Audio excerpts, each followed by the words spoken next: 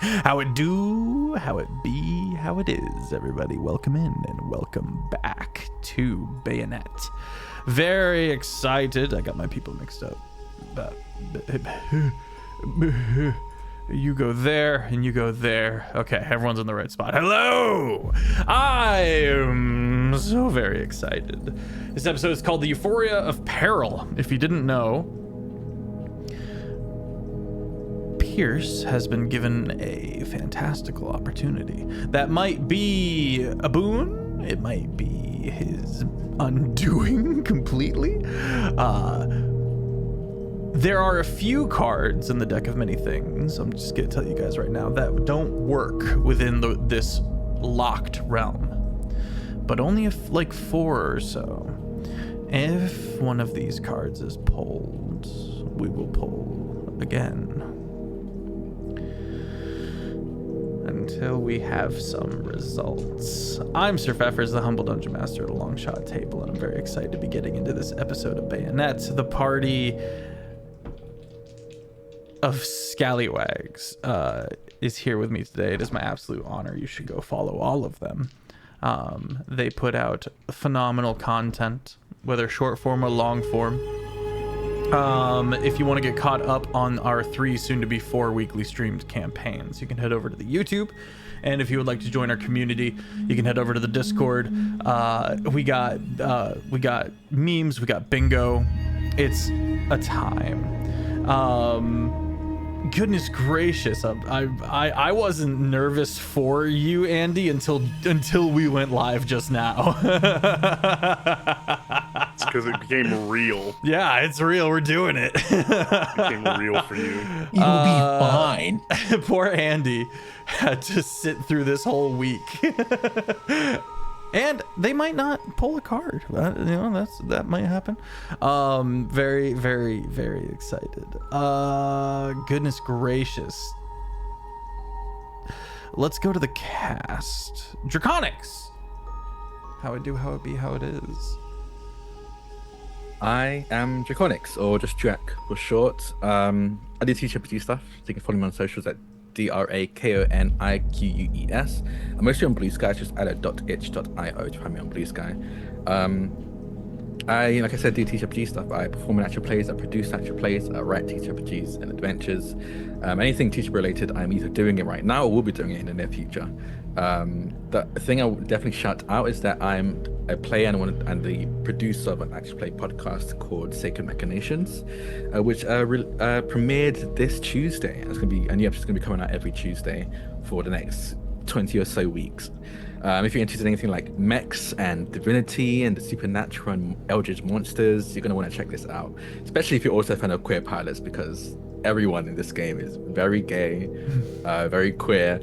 And I'm going to be so honest with you, most of the relationships are so goddamn toxic. So if you're into that kind of stuff as well, you check it out. Have some tea. You're not going to want to miss it. We got a stellar cast with that. It's using a system that I'm currently writing, so if you listen to it, you might notice the system might change from episode to episode. It's truly because this is acting as a playtest as well as a fun way to tell a story. So keep an eye out for when that game officially comes out. But in the meantime, just listen to us be very gay and very queer and very piloty. I love that. I'm on Althaven every Monday. That's ALTHAVEN _ on Twitch in a Star Trek campaign called Last Excelsior, which has been a lot of fun. Yeah. We left off with my character Taeyeon going onto Jem'Hadar's ship alone to try and rescue a hostage. And I'm gonna be honest with you, I think my character's gonna die.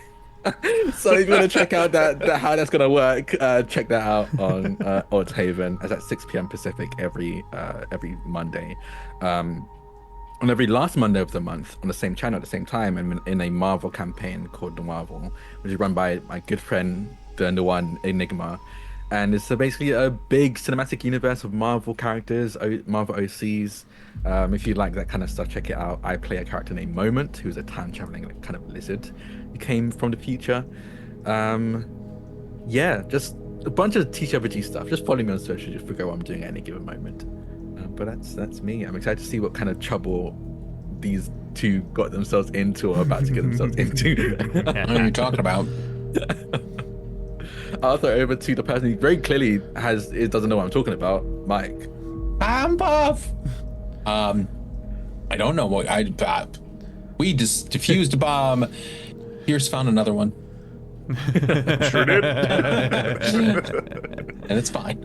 I'm Metro Mike. I do special effects makeup and do all things I talk about all things video games and anime, really.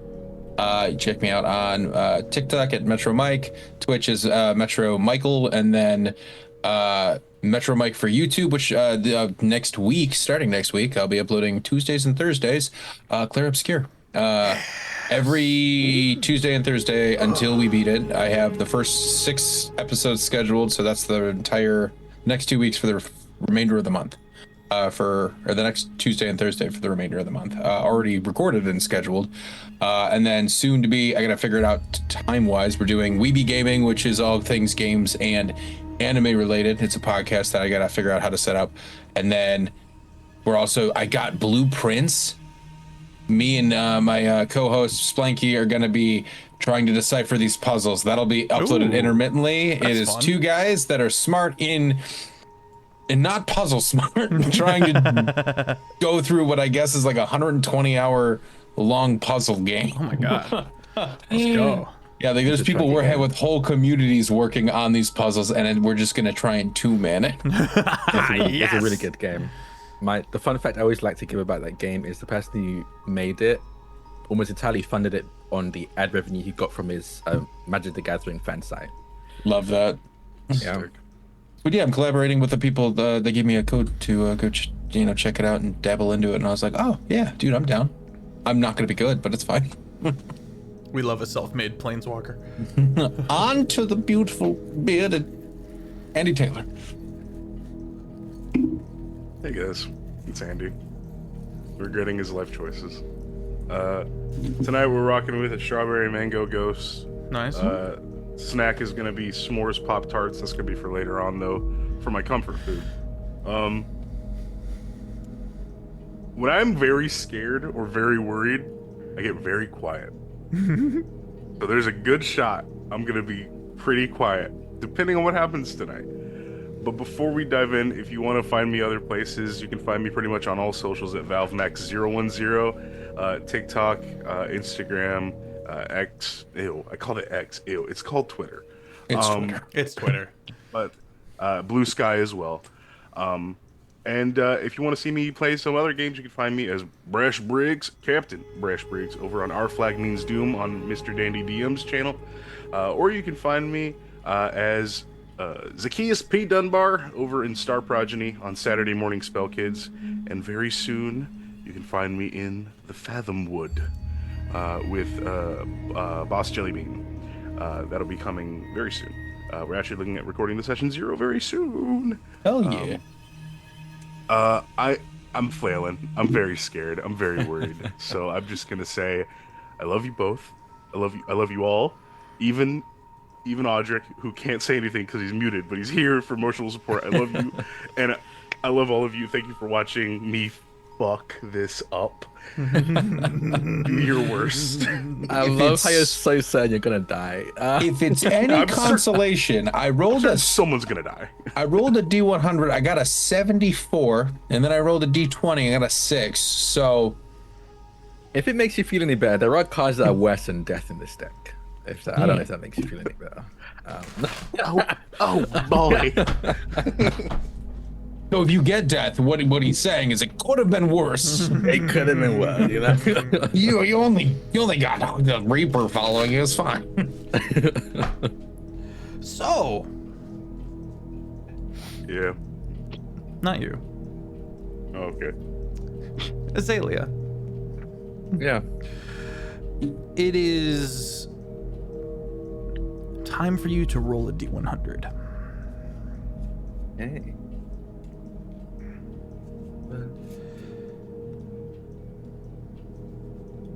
34. 34. Okay. 34. Okay. Audric, if you could post the picture in the Bayonet channel of the how do I explain this? The castle, the second castle that I sent you, the one with the messy one with the kind of flanged petrified feathers.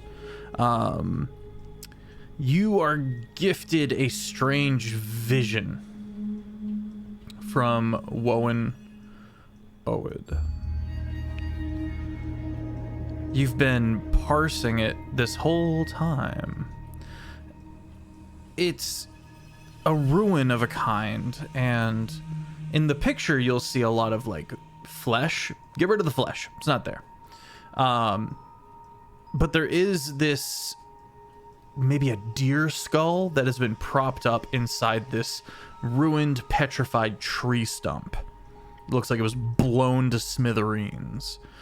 Yes, the messy feather castle. Thank you. That one. Go ahead and put that one in the Bayonet channel chat if you would like to get caught up. Hey, what up, Taff? If you would like to get caught up and see the visuals, you can head over to the Discord, where we put a lot of the visuals for the campaigns. It's the tree that stands out to you, and the skull that seems at the tip burrowed into the stump. A kind of, it looks like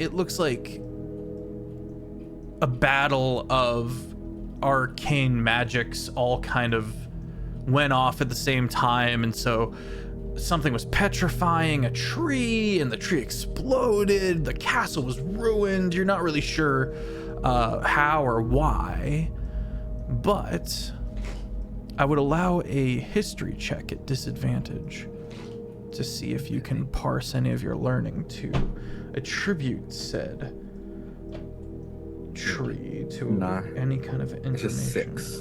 Okay. With a 6.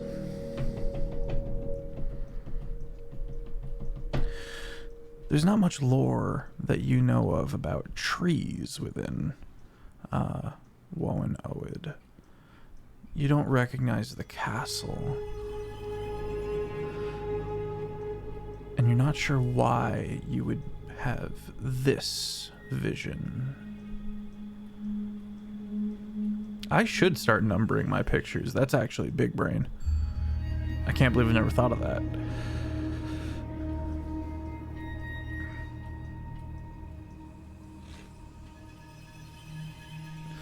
You snap to, Azalea. You are brought back into the present. And you're not sure how long it's been.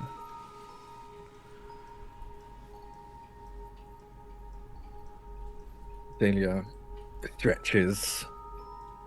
It's not often that they have visions that span several hours despite feeling like minutes, but the moments they have had those kind of visions, they usually are important, so they are sure to keep that image burned into their mind.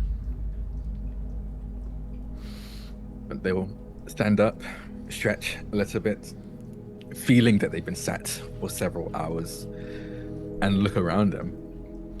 Where am I? Is anyone around me right now? You're in the room that you guys rented. The door is closed, the window barred. There's a bit more of a tense atmosphere from the people below that you can hear down in the common room. Make an insight check.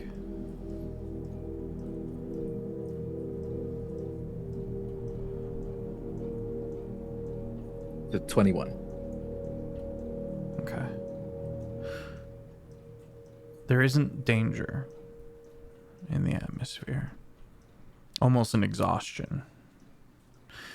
An exhaustion you're familiar with. Having just narrowly survived some harrowing experience, or having witnessed yet another dark atrocity.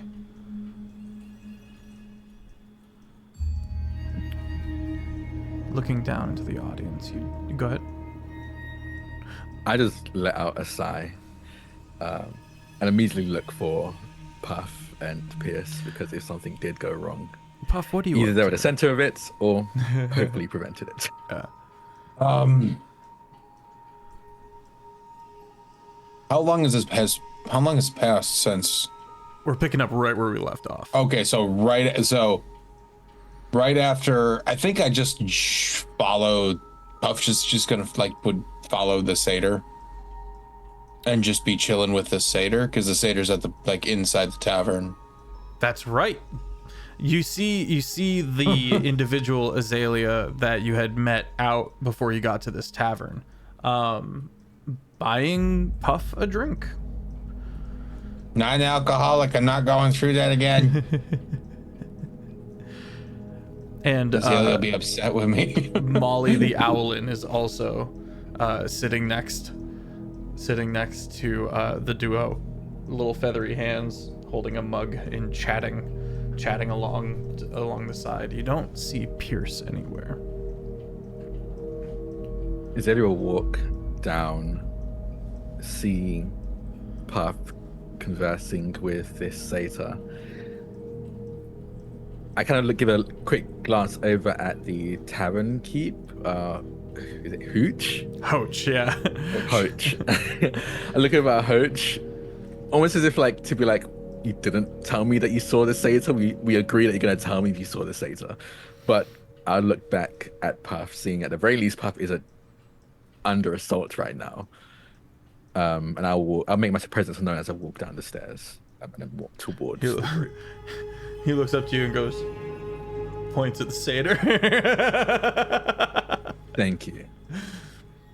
Oh, hi, Pours you a Azalea. drink. Hi. Hello. This is Spring? Are you still called Spring? My name is Selenifel of the Spring Court. So this is Spring. Linenfell. Pleasure to meet you.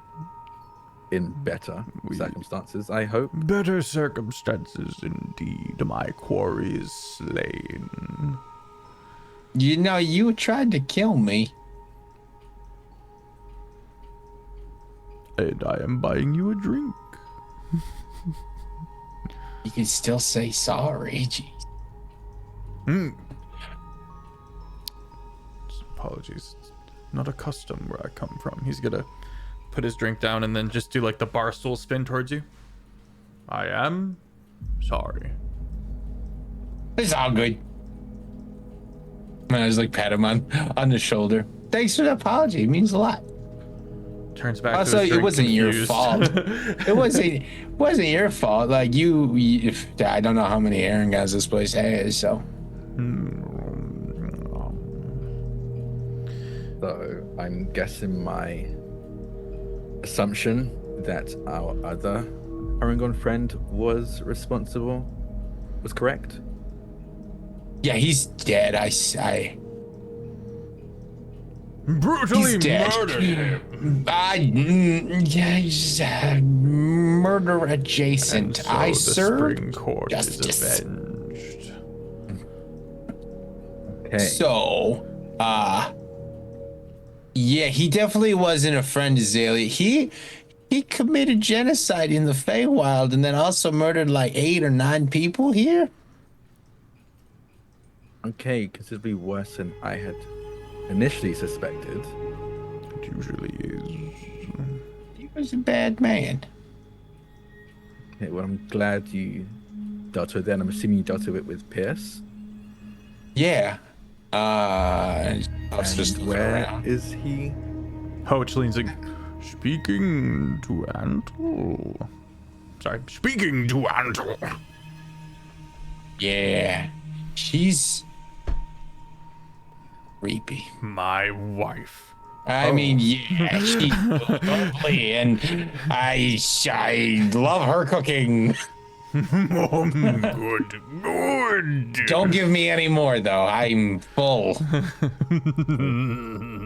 Hey, well, if Pierce is fine, everyone's doing fine, then I'll have another meal. I'm a little bit hungry. I've got you. He's going to turn and walk into the kitchen, start pulling some soup into a bowl, and looks over his shoulder. Around the corner, out of sight of the kitchen, Pierce. The hag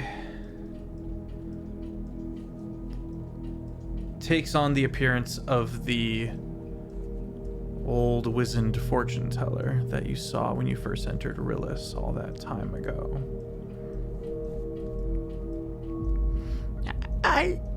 I can't thank you enough. This is, I think, the best way. Would you like to pull a card from this deck?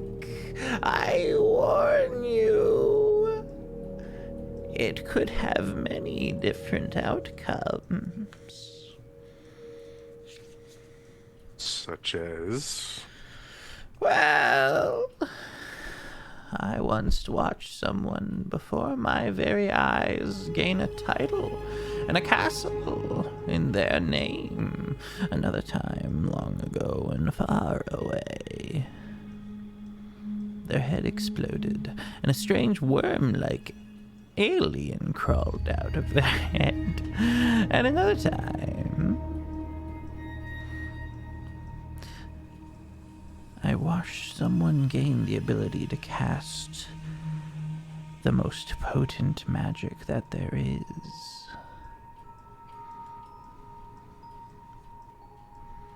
And you want this for one of those? It's been saving up your luck, my dear. How do I get it out? You hand it to me.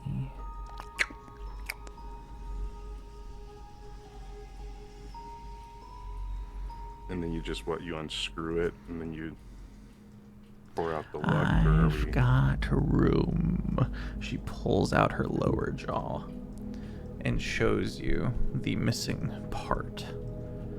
Right there. It can go right there.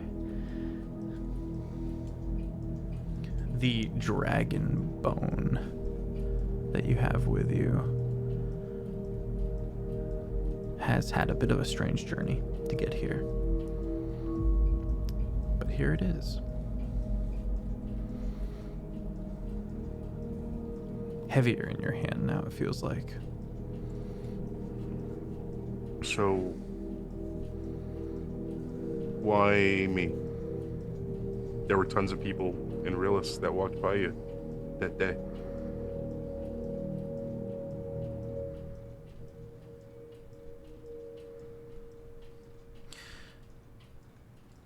Were there?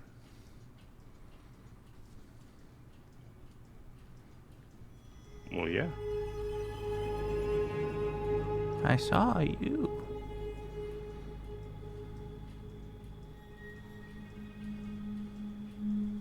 Well, what's so alluring about me? I have yet to find that answer. And I think you have too.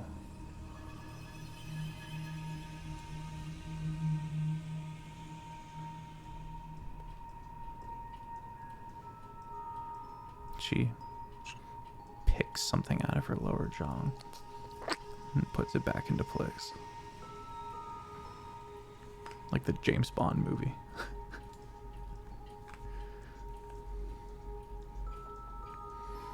So, just so I'm clear on this, and I kind of like start gesturing with the bone a little bit.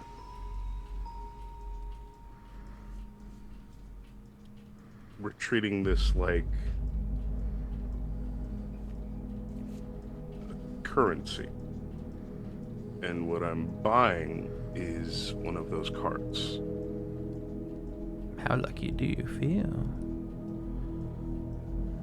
I feel very lucky. I mean, Once you declare how many cards you feel lucky enough to pull, you can't turn back. Well, that's what I wanted to ask, is if we're treating this like currency, typically a person has the choice when to buy something.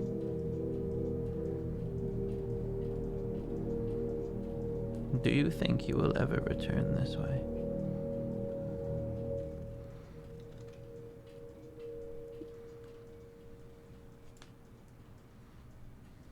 At least There's once no more? guarantees in Wowen Knowed.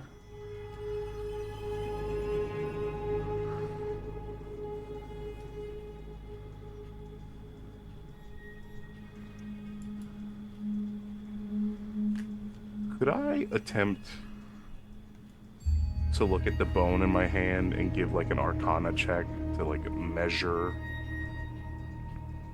the luck juice that I've poured into this thing? I think quantifying the moment is going to not find any fruition. This seems to be more about a deeper meaning than numbers and currency. Damn. And that's antithetical to how Pierce likes to work.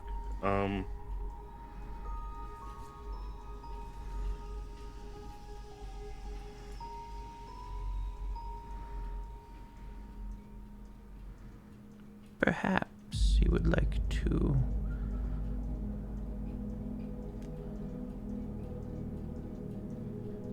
ask your friends for some advice.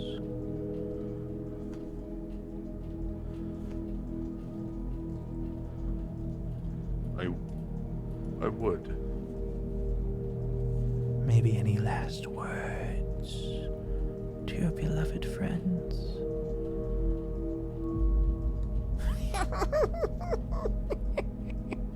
That seems a little You're gonna be fine. ominous. I don't know. The worm thing. Give me a moment, if you will. You only have so many.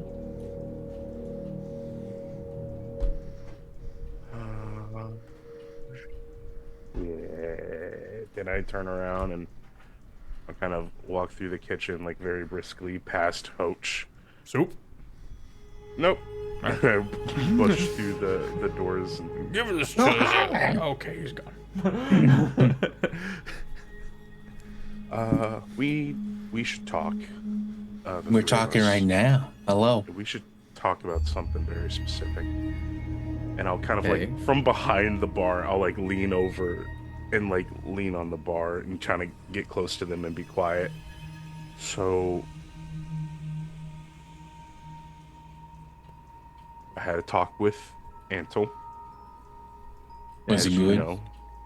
Hope you're not doing anything untowards. They are the wife of the owner of this establishment, and I think we do like not the interested. rest. Not interested.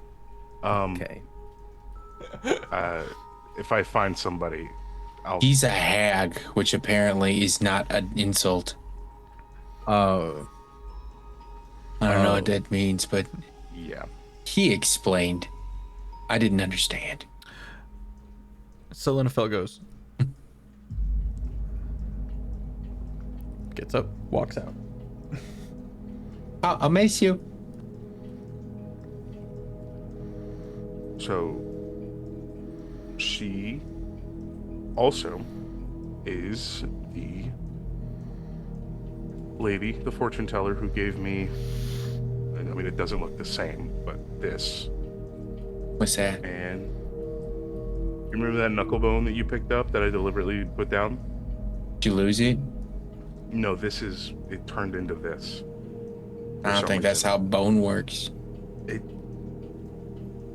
I'm gonna be I don't know real with that. you, Puff. You have a crow who is an avatar of a god that was made up. Aren't all of them made up, though? No.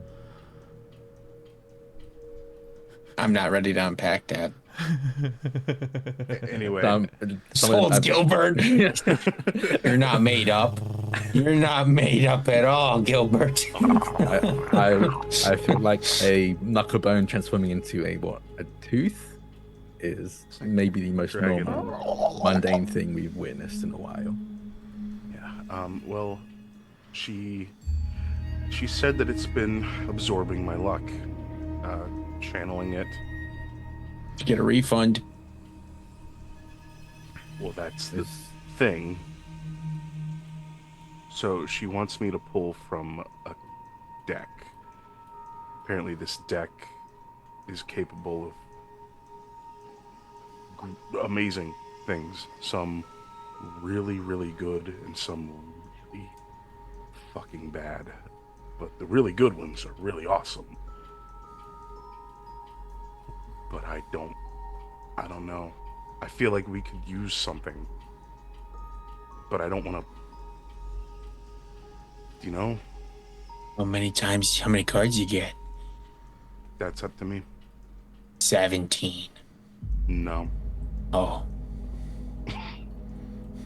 Okay, so I'm Just playing the odds. If the first one's bad, the next 16 might be good. We don't know. I'll pull all of them. Thank you. Puff, if the first one's bad, my head could explode and a worm could pop out. But in the second one could make your head grow back. We don't know. Puff, how would I pull it? I'll pull it for you. I'll grab your hand and be like, oh, dear. Puff, what if your head explodes? Then don't pull that card to the head exploding card. And I think the longer this is going on, the more I'm realizing I probably just shouldn't do this. Coach brings you soup. Azalea. thank you. Big ol' chunk of bread. Thank you, Coach. You're welcome. everything's worked out so far, man. I'm going to be honest. This seems like a gamble where the price is potentially your life. From this head exploding worm example you've given, I'm not entirely sure there's much that is worth it. Ultimately, it is your choice, because at the very least, I don't intend on pulling any cards from this deck. So all I can say is I wouldn't do it. If that's good advice or not, I don't know. Hear me out. You trade that, and I'll pull one with you. And then if we both get messed up, you're not alone.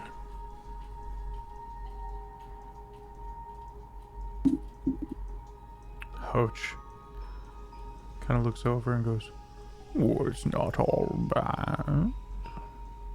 How do you think I got this in? You think I dragged all of the needed supplies into this barren mountain? No." Yes, I do.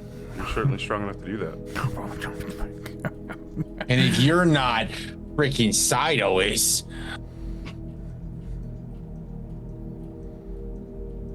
How do you think I got Sido? We could have a Sido. And he walks away. Wait. Sido. Answers are impossible to come across in this tavern. To be fair, answers in general here is not just this tavern. Is kind of hard.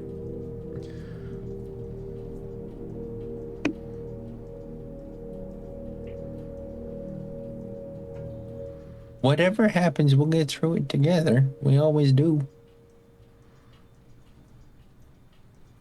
Molly, who, Azalea, you don't know who this Owlin is, but has been like scooching into the conversation,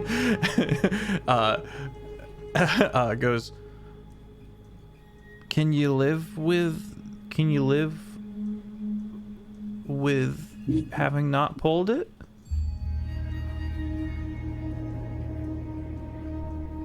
I think about everything we've gone through since we've gotten here. The constant work we're having to do just to survive. And I'll like really be careful to whisper this part. Or not even whisper it. You know what? I'll open the connection to Azalea and be like, Make that connection. the held breath is tremendously helpful. And then I'll come back into normal whisper. But they're not capable of everything.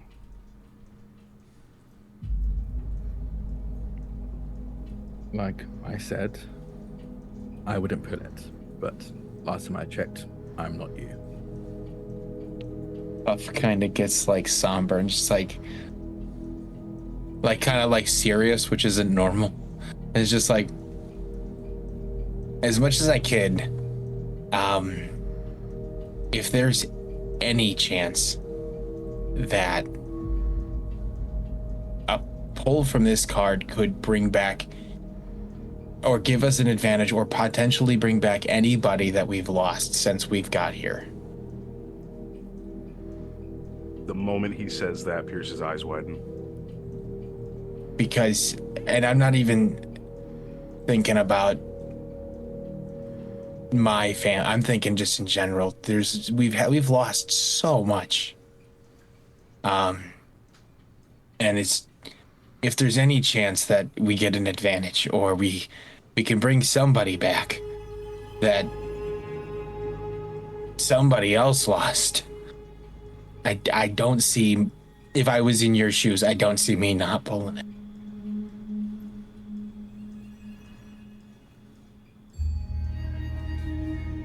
It's up to you, Pierce.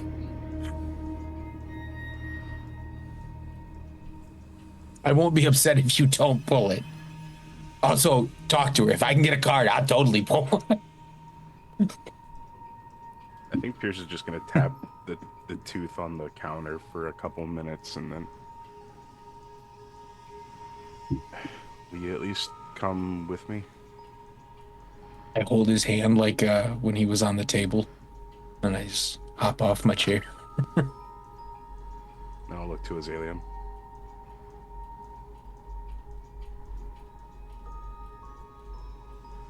Fine. And Azalea will stand up. It's gonna make a bad decision. I'll keep watch.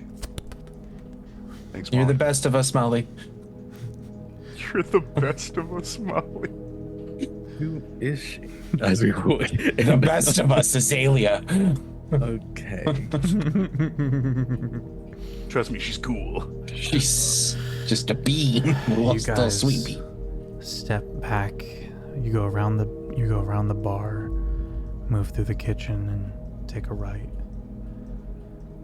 And you find Azalea. Sorry, you find. Oh, hi. You find Ansel in Doppelganger!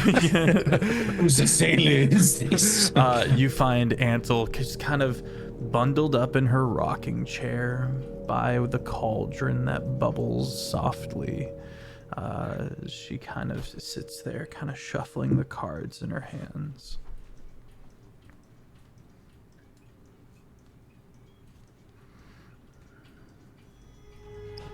Have you had some time to consider?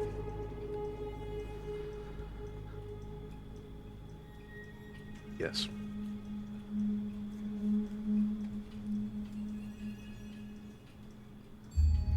I think my luck is worth, and I'll look down at Puff. 2 cards. 2 cards pulled from the deck of many things.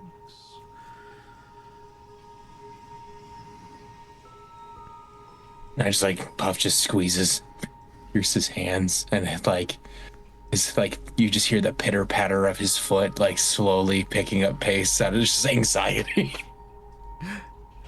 Puff is a gambling addict, confirmed.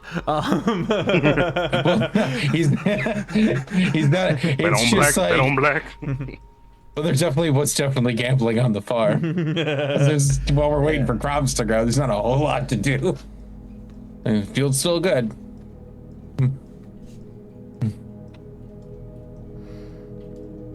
She reaches out an old, gnarled hand for the dragon tooth.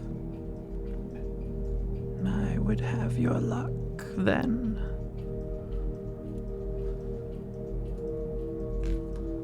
Carefully place it in her hand, like I'm defusing a bomb. Just look at it and be like, that why so much bad has been happening to you? Because she's been siphoning that? We'll see. It's all about perspective as she pulls out her jawbone and wedges the dragon tooth into one of the empty slots and puts it back. She's her own dentist. You would draw 2 cards.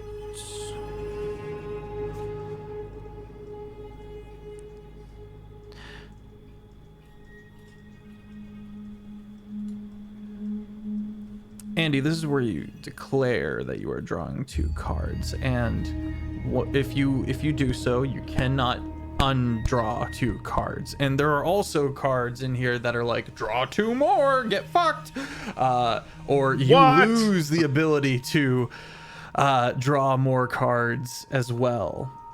But to your surprise, you declare that you are drawing 2. Let's make it official. Yes, I do. Okay. She throws the cards up into the air. And they start fluttering down kind of over slow. And you go to pluck your first card.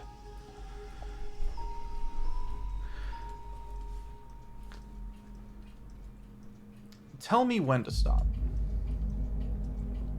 Oh, let me shuffle first.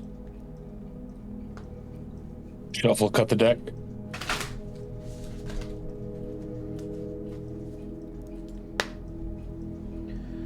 Is this the deck of many things or the deck of many more things? This is the deck of many more things.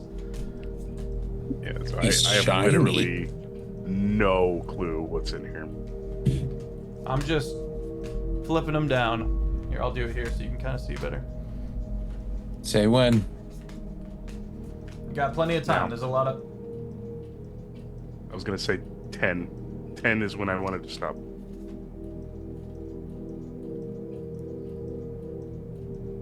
Son of a bitch. You have pulled the moon card. That's my Roll- dice. Roll a d4. I know what this card is. Roll a d4, and if you roll a 4, re-roll. 1. Verifying. We're fucked. No. We don't know yet.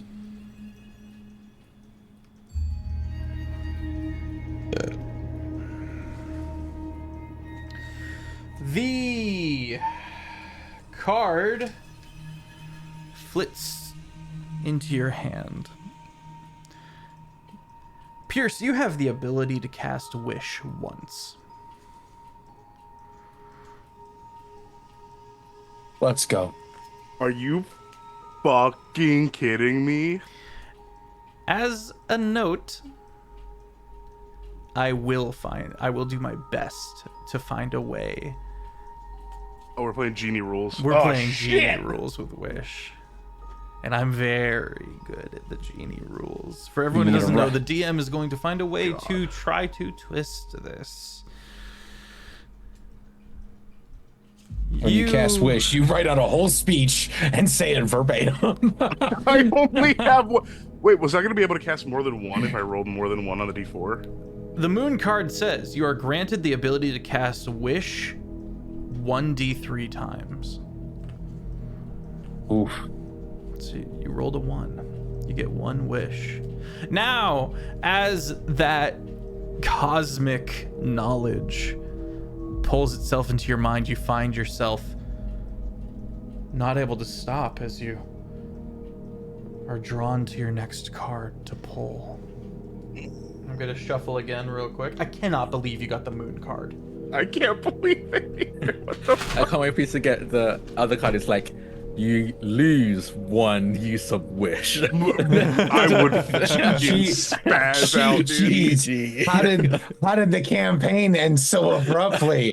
No, it's just a card that goes in front of your face and goes, never mind, and it sticks out like a middle finger to me, and it goes on the nose a couple times. I can't believe you pulled the moon card. Here, Scott, the wish card, proceeded to inject himself with big brain juice and was like, here is my wish. I cannot Sovereign believe is it. You're the gone. luckiest motherfucker. And you saw me. I didn't schmooze that. I stopped the second you said stop, and I shuffled it and everything. I wish that we are level 30. I wish that the sovereign and all of it's all of the things tied to the sovereign that are bad and inherently evil. Things that are guaranteed for wish. Casting another spell, another leveled spell, can be used for free. I won't hurt you in that regard, but I would be surprised if that's the path you took. You ready? I guess so. Yeah, that wish doesn't go away. You know, you don't have to do it now. You got some time to chew Okay, on it cool. and write up a thing. Tell me when, buddy. I'm just gonna keep going. There's plenty of cards here to pull from. Oh, this is scary. It's gone so good. It's gone so good, Andy. It could all go horribly wrong right now. No, you got this. Intuition, gut instinct. Now,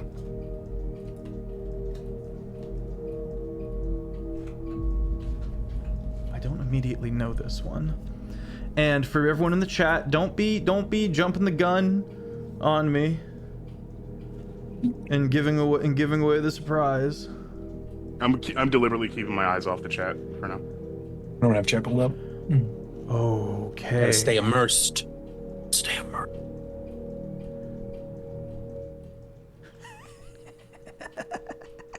You bastard. You lose 10,000 XP. Discard this card and draw from the deck again. You pull 10,000 XP? the Fool. 10,000 XP. Which I is am. Many levels. That's many, many levels. Back. I'm just a baby. I'm gonna read the rest of it. Counting both draws as one of your declared draws. If losing that XP would cause you to lose a level, you instead lose an amount that leaves you with just enough XP to keep your level. I guess that doesn't really do anything then, because we're not doing XP. Correct. Anyway. However, it does mean you draw again. So I don't lose any levels, but I gotta draw again. So it's just a wash. Narratively, to explain that, narratively, I am pushing back the level up in the next checkpoint. Oh, okay. Our next level up will be farther back. I feel like that's fair. Okay. For me or for everyone? We'll find out. Well, shit. I was like, I don't even remember the last time we leveled up. You guys are level 15 right now. Yeah. Yeah. Yeah.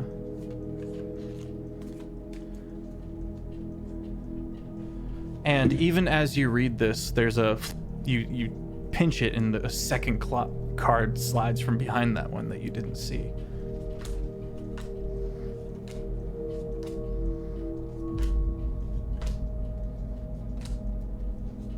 With the long game. Oh, I didn't shuffle. Hang on. Like, play the shuffle. I long didn't game. shuffle. Wait until he gets to like the last 10. Make him earn whatever he's about to do. I have a number in mind. What's the number? I'm not gonna tell you. Well, he could count it out.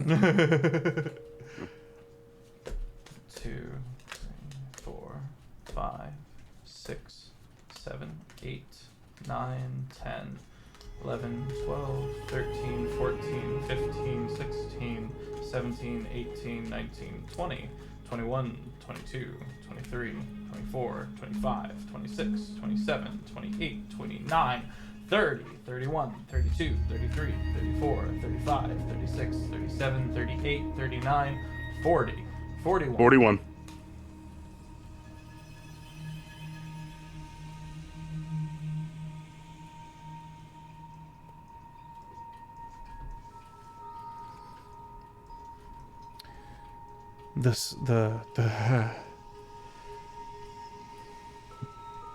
You've pulled the skull card. It's pretty. It's got a moon on it.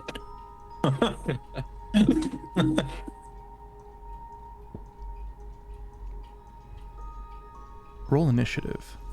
All of us or just him? Oh, all of us. Well, okay. The skull card, you summon an avatar of death. A ghostly humanoid skeleton clad in tattered black robe and carrying a spectral scythe. It appears in a space of the DM's choice within 10 feet of you and attacks you, warning all the others. You must win this battle alone, or we shall come for ye. I'm gonna post pictures of these pretty boyos. I am holding Pierce's hand. Just like, just I'm looking up at Pierce.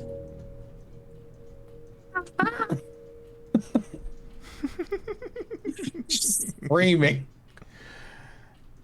If anyone tries to help you, the helper summons its own avatar of the god of death. Capital D Death is here. And is coming for your bits. Did we get a long rest? We had one before all the chaos. That was earlier. That was like, Yeah, but did we have one after we took on Austin? we didn't really. Not after. Oh, yeah, because if you use stuff, I'm like, yeah, no, we started right after we had on a lot, popped him. You can say murder and killed on Twitch. Okay, yeah, that is a TikTok specific thing. Murdered him, piked him. Boy. Oh boy. Well, guys. Azalea heard the Spectre say do not intervene, and if this is the avatar of death, Azalea's not going to intervene. Puff inherently is probably going to intervene because I just don't. If we're being realistic in character, I'm not gonna let my boy fight this thing alone. It's death.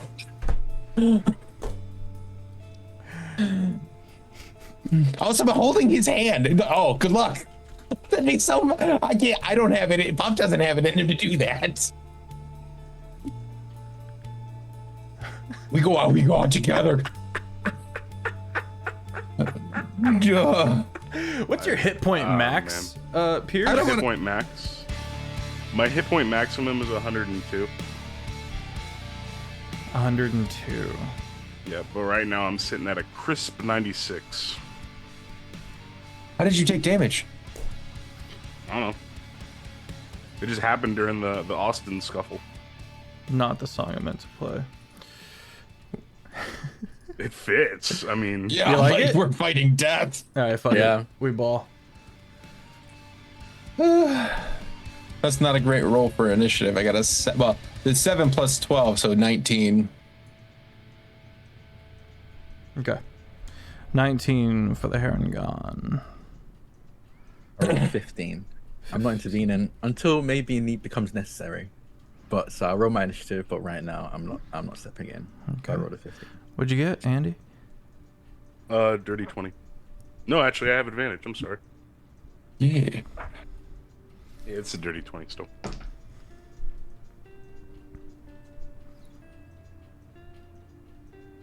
Nine temp HP. Thank you. You got this. We got this.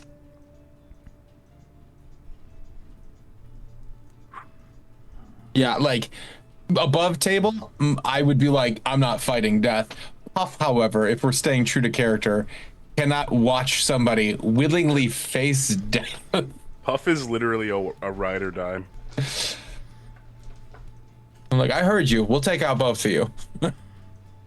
Or die trying. I'm not letting you die. I wouldn't be able to live with myself watching you die in front of me when I did nothing. Different strokes. Pierce, you're up first as this the back wall to the room is ripped and pulled away from the building as this scythe wielding avatar of death. Oh, thank you for the extra HP. Thanks, Valor. Love you. She didn't mean to. She didn't mean to. That was supposed to be it was temporary damage where just for this fight you take 20 damage. Valerie, I do not blame you. Whatever happens. Way to go, superstar. Nice on. Pierce, you Okay, have the initiative as he is 10 feet from you, having removed the wall that was in the way. Cool. I am going to bonus action. Oh, that's what it was. I activated my Crimson Right, and I got like a 6 on the die. That's how I got that damage. Oh right, yeah. Yeah. I'm going to do that. I'm gonna do that again. Oh, that's only a 1. How fantastic. Okay. I'm going to activate my Rite of the Storm. So the Moonsteel Rapier immediately it lights in electric blue mixing with the white radiance of the blade. Okay. And we're gonna do a thing, and we're gonna try and move in and stab death. Okay. Yep. Question mark. That first one's more than likely gonna miss. That is a 14. A 14 does not hit. You watch as it casually slides sideways to avoid. That is a 19. A 19 does hit. Okay. Good to know.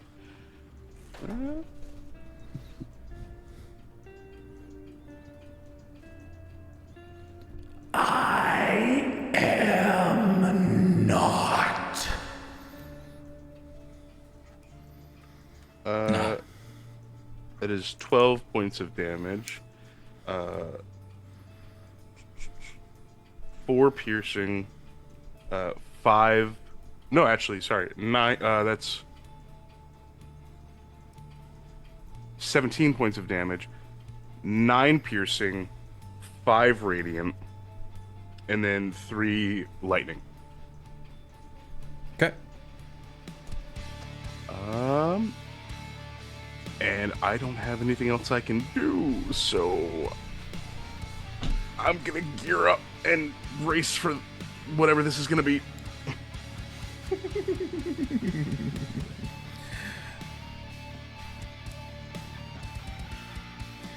This avatar of death raises the scythe, and you watch Actually, I'm so sorry. Can I do my sneak attack damage? Since I moved first in initiative. Then yeah, if okay. it would provoke sneak attack, absolutely.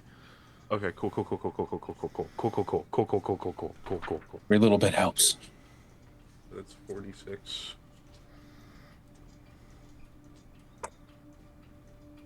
So, on top of that, that is an additional 11, 13, 17 sneak attack damage. An additional 17 sneak attack damage. Okay. Is there? He's going to brandish the scythe.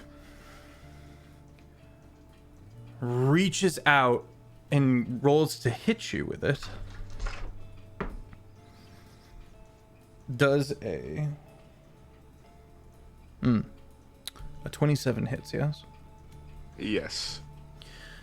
Does not stab into you, instead right behind you and yoinks you so that you are borne to the ground. Now make a dexterity saving throw at disadvantage as this icy spike shoots up from the ground under you to impale you.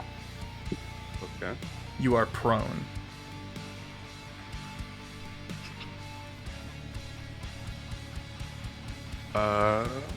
Andy gets inspo. Andy gets inspo.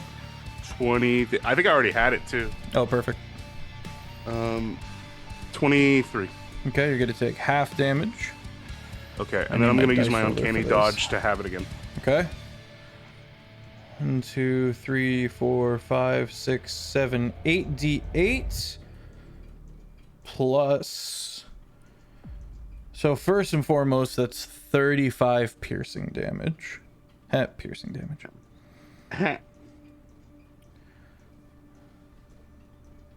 You then take 4d12 cold damage. Oh, 25 cold damage. If the cold damage is based off a dexterity saving throw, I think because of evasion, I don't take anything. Yeah, the whole attack is based off of that dex save. Oh, yeah, so I dodge it all. Okay, you Nice. roll sideways to avoid. That was his that a- first attack. Was that a legendary? Oh man, Nope. I thought it was a legendary action. No, this is just his turn. Jesus. It then raises a hand and kind of force style breaks off that ice pillar and tries to slam into the side of you with it.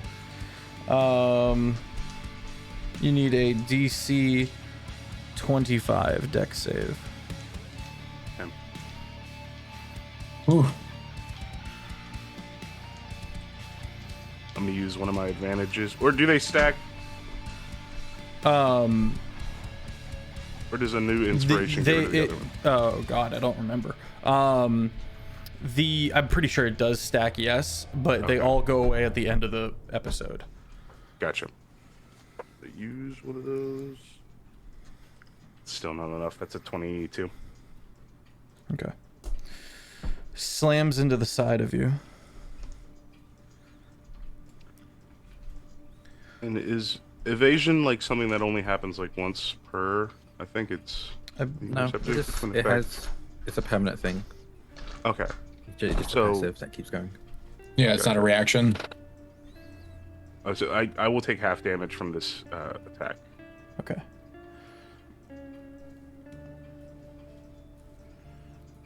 $13 bludgeoning. 1 cold damage. A frost begins to permeate the area. You watch this skull head crack and shatter and start forming strange symmetrical glyphs from the shards as it does so. Puff. Puff immediately. I'm so sorry. Oh, go ahead. The last thing it's going to do, because Puff is, I think, visibly gearing up to get into this fight. Oh yeah. Hang on.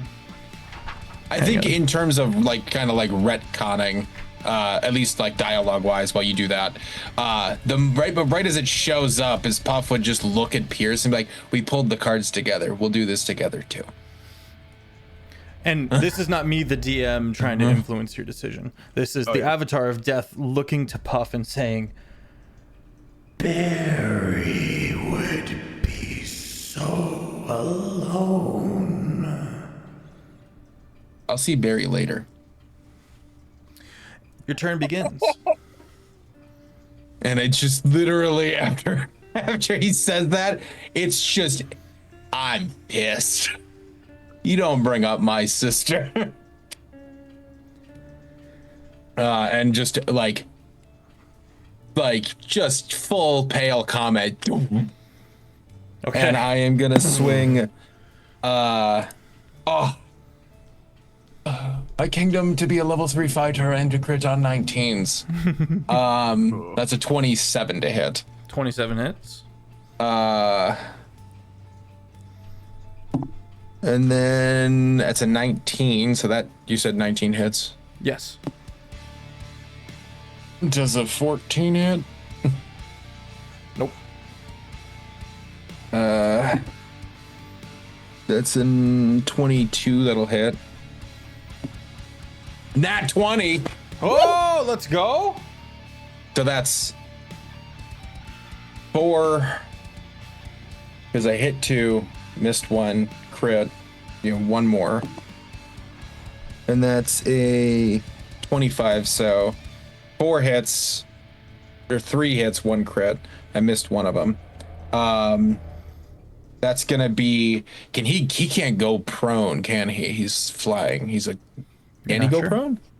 Okay, well, I need strength saving throws. Okay. 4 of them. He can't go prone. No bother in figured. rolling. At that point, I think he needs, I'm gonna need 4 strength saving throws regardless to see how many feet I push him back. Because I'm trying to get him away from Pierce. And then I'll roll damage.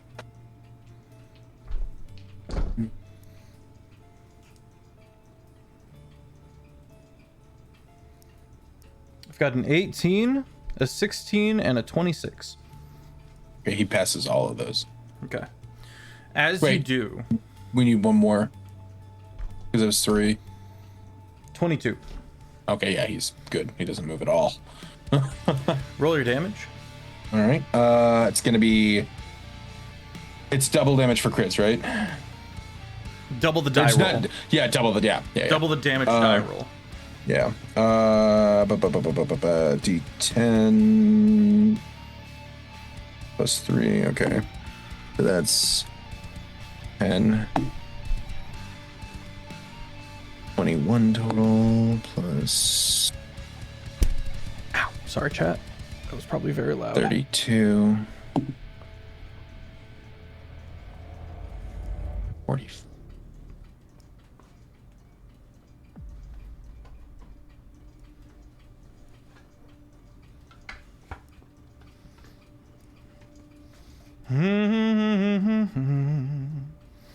Gonna be 54 damage force. 54 force damage. 54 force damage. Yep. Sehr good. Very nice. My poor boy. So it's just like boom, and then just full send, punching into just like hooking, and then after the 5th, like the or what would be the 4th one, it's like full send, throws his shoulder behind it, and then like as he lands, action surge. Okay. So you get that 4 pops off, and as you do, from it reels, it like leans backward as a second one phases through it to loom in front of you. You're mine.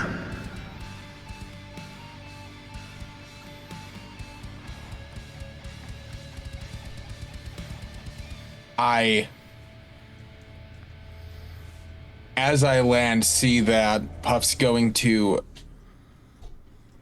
baseball slide underneath it because I can't take opportunity attacks, and I'm gonna keep going for actual attack. Okay. because I'm like, he's got, I don't know how much health he's got, but How much health do you have, by the way? 120. 100. I have full health. I haven't lost any health. That's enough. Because we had the long rest. So I asked. I know you're. I'm assuming power word kill or something above table. I'm scared. I don't know what he's good. I don't know what he's capable of. So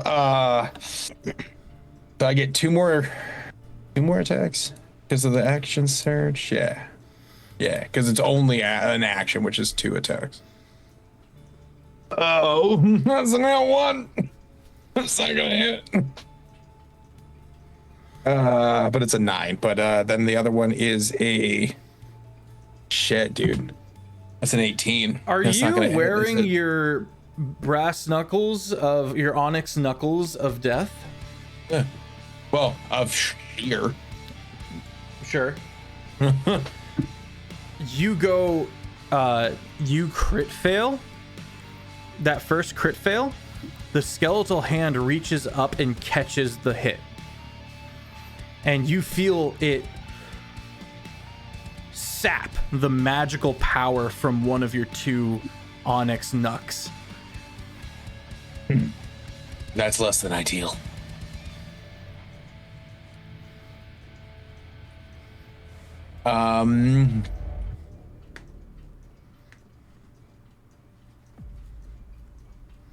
Well, I missed. I'm going to. How much void is there that would be traversable? So, you've got the room that's very cluttered, and all of the cards have now fallen to the floor and seem to be slowly sliding back together to form a stack. Past that, where the wall is, you've kind of moved into that space to toss hands. You are now outside. It is a large, open expanse. You're outdoors. I would say that there's about 600 feet of plateau of stone plateau before you would have to start scaling walls, cliff faces, going over the edge of a cliff, or moving down the trail upward or downward. Upward being towards Arillis, downwards being back into Waxward's territory. But it's a big open area, and you can see people out there that are just scattering and running. Horses are being pulled, and people are getting on their horses, and people are just booking it. You even see one person slide over the edge of the cliff, pulling out a grappling hook and then dropping off the side. This is gonna sound crazy. Can I grab the deck of any things? If it's on the floor? Bro. You can say no, but I am curious if it's piling itself back up. Not that I would immediately use it clearly because it's in the middle of death, but I am curious as if we could at least contain that. You can try. However, that would be an action. Oh, I know. Okay. I think at this point, Puff would be like, I would probably move 40 feet away. I would as I'm moving away and turning back, seeing the deck compile itself, he just looks at Zalia and go, "You should grab that." And he points at the deck. It just gets so if it's based on my understanding that the entire back wall of the fucking tavern's just gone, I'm moving 40 feet so that way hopefully Death turns and goes towards me and not towards what would be inherently Pierce. You do notice Azalea. Once you hear that, you look to Ansel, the hag, whose brows knit together disapprovingly. Oh, my bad. She was gone. I thought she was saw winning that. this. I know. But I'm just oh yeah, she's still here. She's cackling. But yeah, that is my entire turn. Can I take the GM reins for a moment, and can I have Puff roll a persuasion check for me? Puff, you're pretty persuasive with the +0. Look at his cheeks. Look at his cheeks.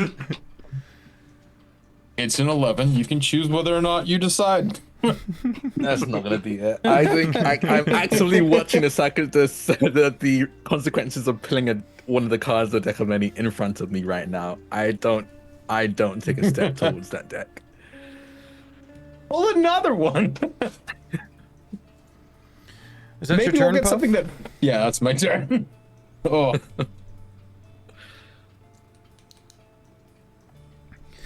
This one. he's bloodied, right? We're gonna be here a while. I'll just We're say gonna be that. here a while. The second avatar of death is going to abase themselves. They go down on all fours to look at you, and you watch the skeletal mouth open as this frost breath is it doesn't seem like he's blowing it. It's like it's been pulled from him and bursts towards you. Make a Constitution saving throw of 23. Me or You, Puff. oh fuck. You waded know, into this fight, I know, so homie came I knocking on know. your door. Constitution? Yep, You gave me these dice. Don't I did. betray me. and I never touched them.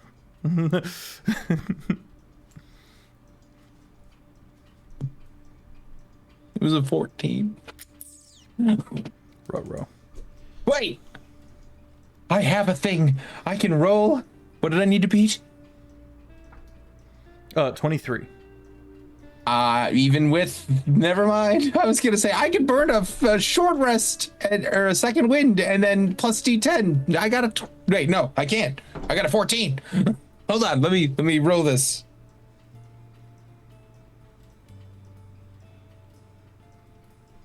Do your damage. 8d12 cold. Your damage is so funny. 8d12 cold damage coming out to 48.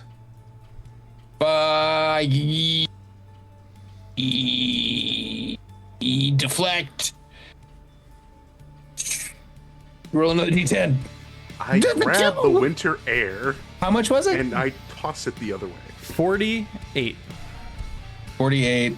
Well, I can deflect. Yeah, it's like I can deflect any type of damage. I deflect 48, so I deflect 17, so that's 31. You go. You just see Puff's hair like do the little like icicle thing when your hair's kind of like damp. It just goes, and he's just like. Okay. That's its first attack. Fuck. Its second attack is it's going to you watch as its hand, his bony hand, shatters and reforms into this kind of spiky like tangle as it slashes at you.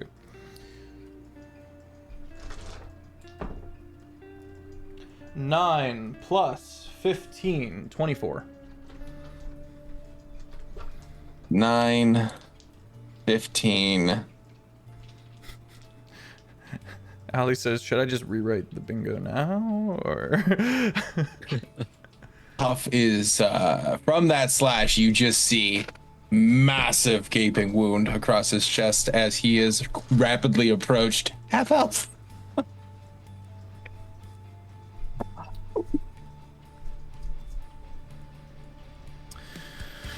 Azalea.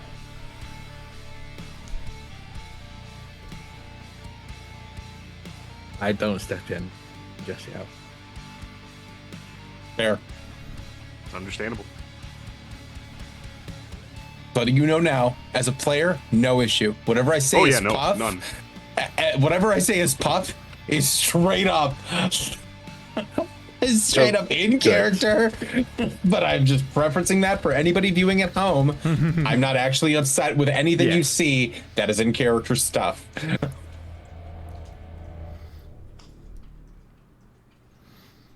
What you thinking, Azalea? I don't intervene. I wince as I see Puff take these blows, but if anything, seeing Puff take these blows reinforces the fact that we do not need a third one getting involved right now. Okay. Are you doing anything particular with your turn? Or you just laying okay. Top of the Just take a round. step back. Pierce. Gotcha. Okay. Don't mind me, I'm referencing my tomes.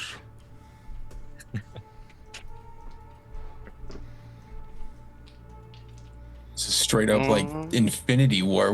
We're trying to fight Thanos. Yeah. Yeah. Two Thanoses. I will.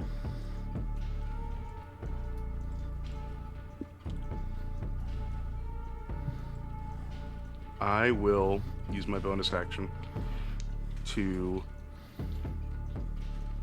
use a blood maledict, my blood curse of the marked, and I will amplify it. Also, fun fact, this is the avatar of the god Death from Terraform. This is from their world. This is capital D Death. Well, that's just lovely. So you recognize Death, really, like the statues that you've seen in the Church of Death. They Yes. who are in charge of the death rites and the morgues and the teleportation circles within the Risslin realm have come a knocking. So it's got that extra bit of like, oh, it really is you. It's So- like, yeah. Here's my question. If I were to attack the one that's attacking Puff, would another one show up to kill me? Fuck around and find out. Okay, I'm not gonna do that. Death's out here like, respect the 1v1, dude. Pretty much. This is Shiv 2. Is Puff close enough to me to where I could get advantage? Well, no, actually, I have advantage because I just amplified my curse of the marked. So I'm going to swing on this thing like my life depended on it. do I need? Yeah, What do I think that like I can hit the one that you were fighting, but if you hit the one that I'm fighting, it might spawn another one. Right. Yeah. So I'm just gonna fight the one that I've been fighting. Okay. I could be wrong though. 21 to hit. 21 hits. Okay. This is also the first time the god Death has ever spoken in known history. And nobody will be alive to say other than Celia. Has no reverence for this god being Yeah. not from Whistling. Weird skeleton guy. Whack.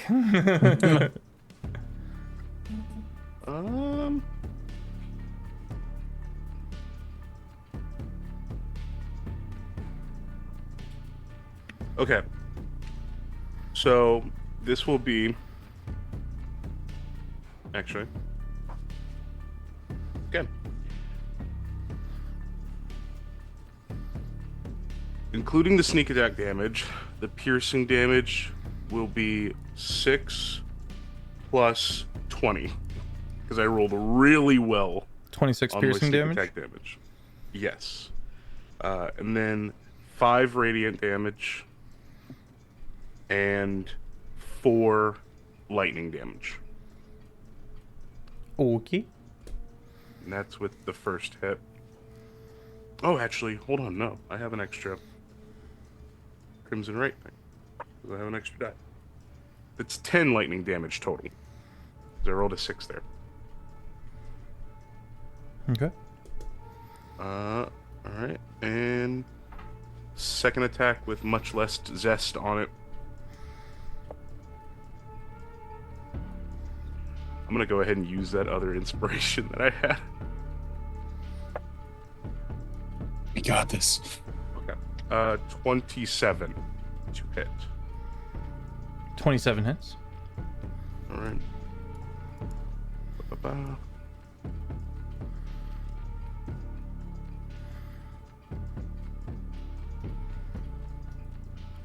It will be.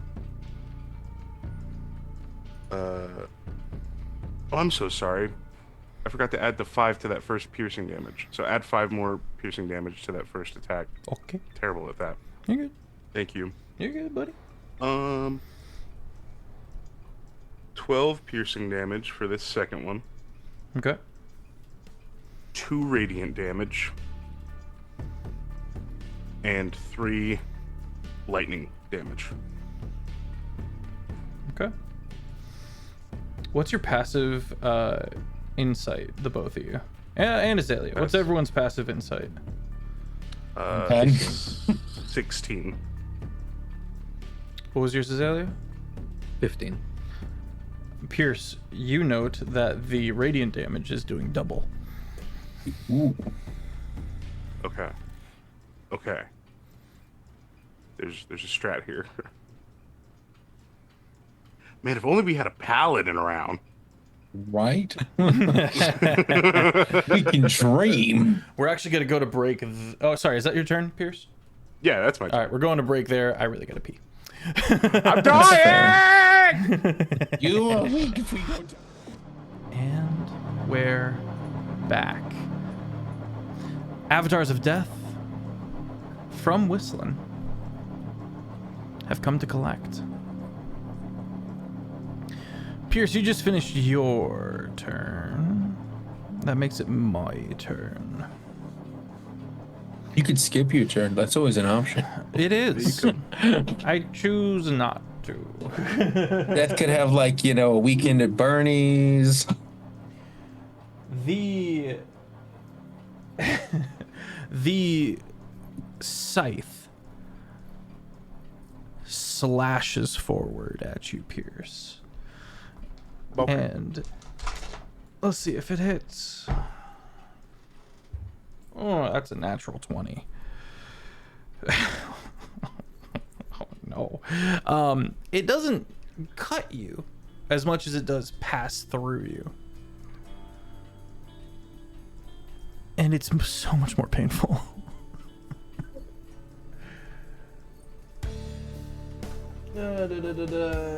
Double checking. First, you're going to take some cold damage. Uh-huh. Oh god, and I double the die rolls. 1, 2, 3, 4, 5, 6, 7, 8 D12 Yep.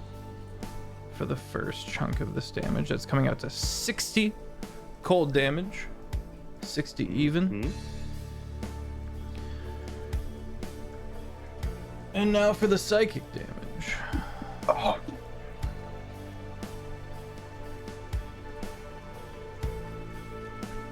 Oh no. 1, 2, 3, 4, 5, 6, 7, 8, 9, 10, 11, 12, 13, 14, 15, 16 D8. Comes out to 63. Damn it. Psychic You're just damage. gonna go ahead and take a nice little nappy. Before that happens, Betty, as that happens, I don't even think Azalea. I think Azalea sees this scythe swing towards Pierce and knows exactly what's about to happen. Not necessarily to Pierce. Well, he knows exactly what's going to happen to Pierce, but he knows what's going to happen in response to that against his better judgment, or really his control, as this scythe cleaves through Pierce. All of a sudden, the shadows behind Pierce begin to almost tear apart and form the book. The book that Azalea has summoned every so often, taking notes in it. And back when Pierce and Azalea first met, Azalea had Pierce write their name in. and the book will appear in front of the chest of Pierce. Flip to the page with Pierce's name, and the name will be crossed out. And instead of dropping to 0 health, you drop to 1 HP instead, as I use Gift of the Protectors. And as you do that, a cold hand is rested on your shoulder.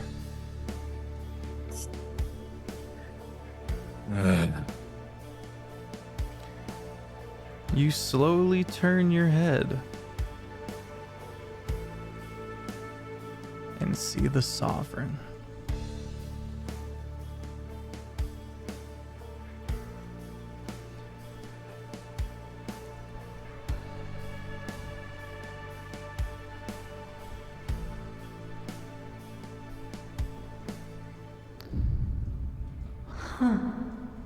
Oops. Rather high pitch. It's a little high. I guess. Not that intimidating. You.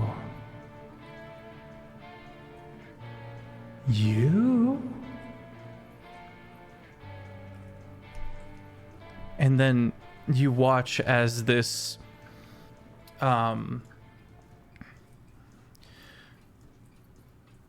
what's the term for non-gender specific? Non-binary. Thank you. This non-binary individual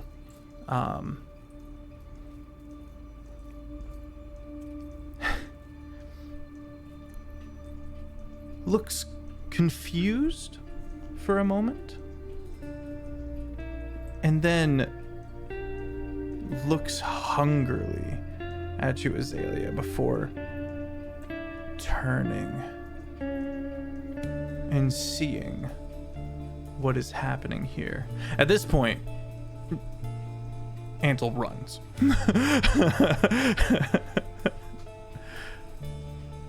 And he goes, and the Sovereign, this spectral entity, that which has dominion over this realm, goes, mine, not yours, mine.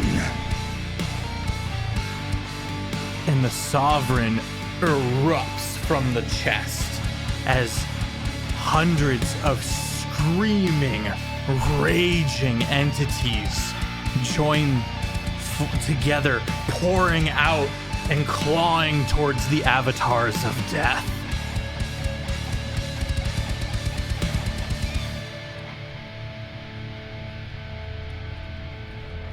Before this entity, as the skin kind of fades away and you see there's just nerves underneath and nothing else, no bones, no flesh, no organs. As the eyes turn to you and goes, don't you see? You're my favorite.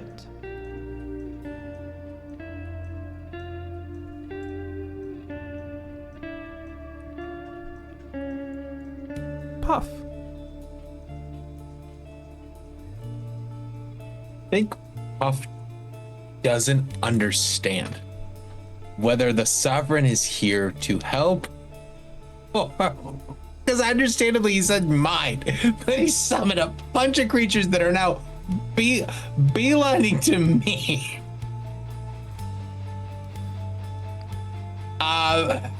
One problem at a time.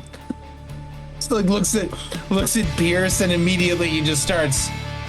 I can't even get to you because I have to fight the one that I'm fighting because I haven't attacked yet. Okay, I gotta punch the one that's right in front of me. Because I don't have any other choice. You've only got the one magical hand, so all of your. How does that work? You just attack with the one. I'd still be able to punch with one. It just is a non-magical. It does the normal attack of damage. Because the D well, my attacks are D10. The gauntlets that you gave me give me the same, what is my base attack, so it doesn't change the damage at all. I just do you want to do strength saving throw is less? Well, you can't even. You can just I can't even you can knock just him prone. favor the one hand. Okay, that's fine. Mechanically, I don't think he does anything. Just like basically. yeah, it's like just jabs, multiple jabs. All right. That's 18 to hit. I don't think that hits. 18 does not hit. That's a 5. That's a 13. Welcome in, Booze. Hope you're doing well, Matt. Yeah, we're a D&D show. We've got 3, soon to be 4 campaigns streamed weekly. 1 hit because that was a 23. Hit, that doesn't hit. 2 hits. I got 2 hits.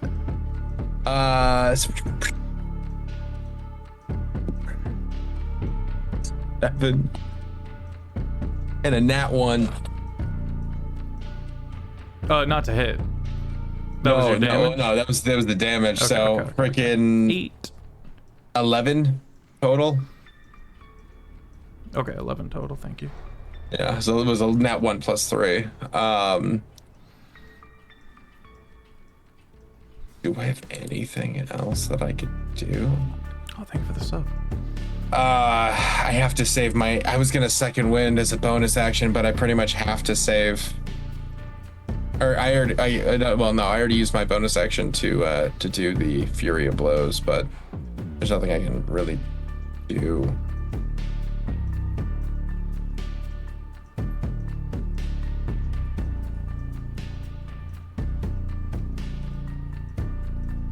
Is that your turn? Okay. The one before you.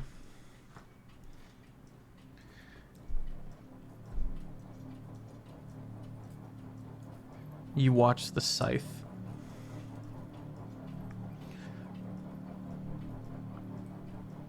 reach out and gently try to hook into your forehead.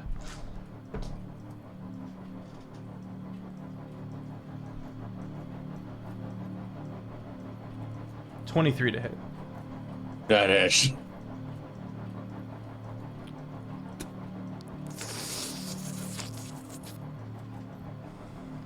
Just you feel it poke down through the roof of your mouth and tear itself out.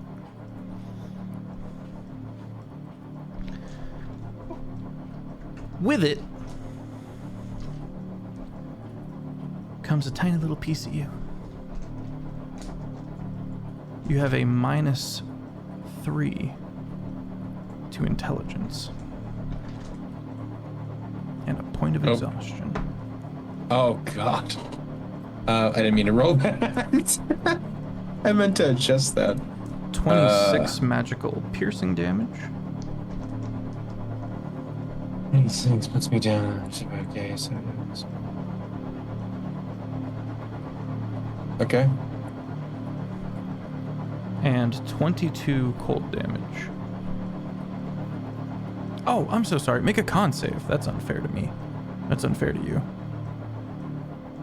Before that exhaustion kicks in.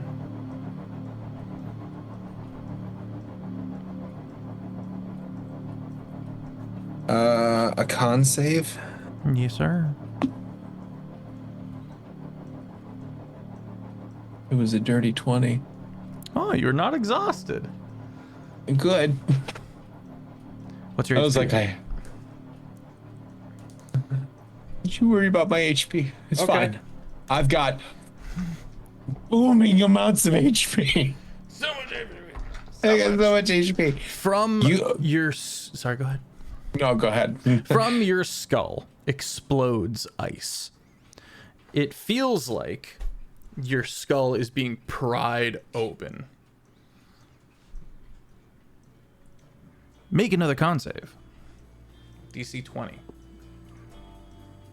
Gotta do the. Can I have to use the inspo? Oh, that was even fucking worse. was a 15. 1, 2, 3, 4, 5, 6, 7, 8. D12. You take 59 cold damage.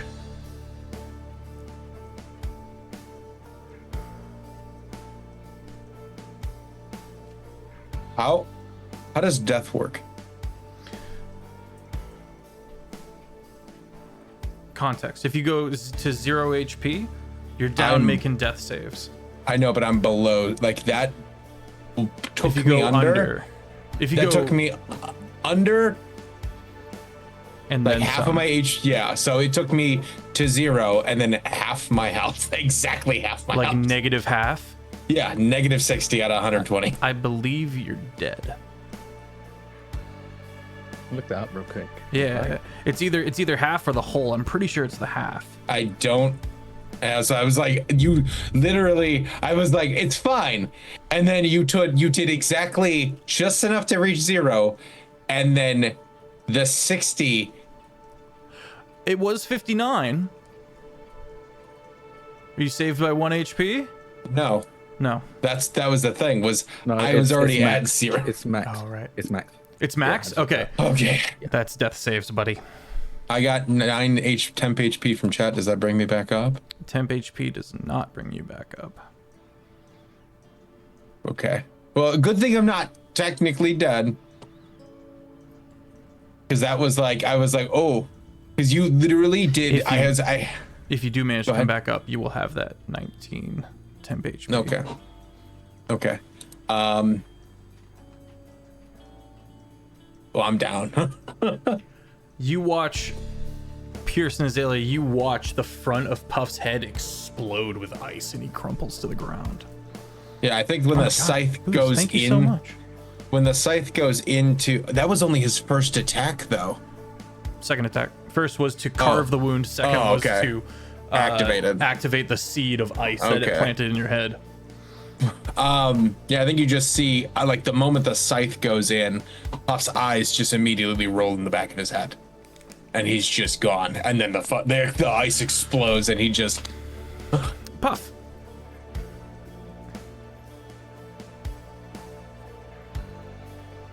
You're in a kaleidoscopic, shadowy place.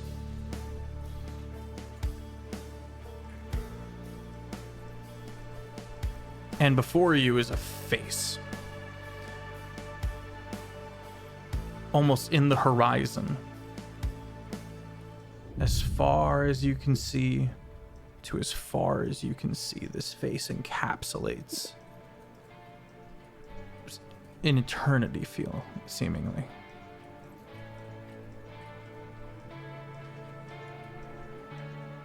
You are standing before the god Death.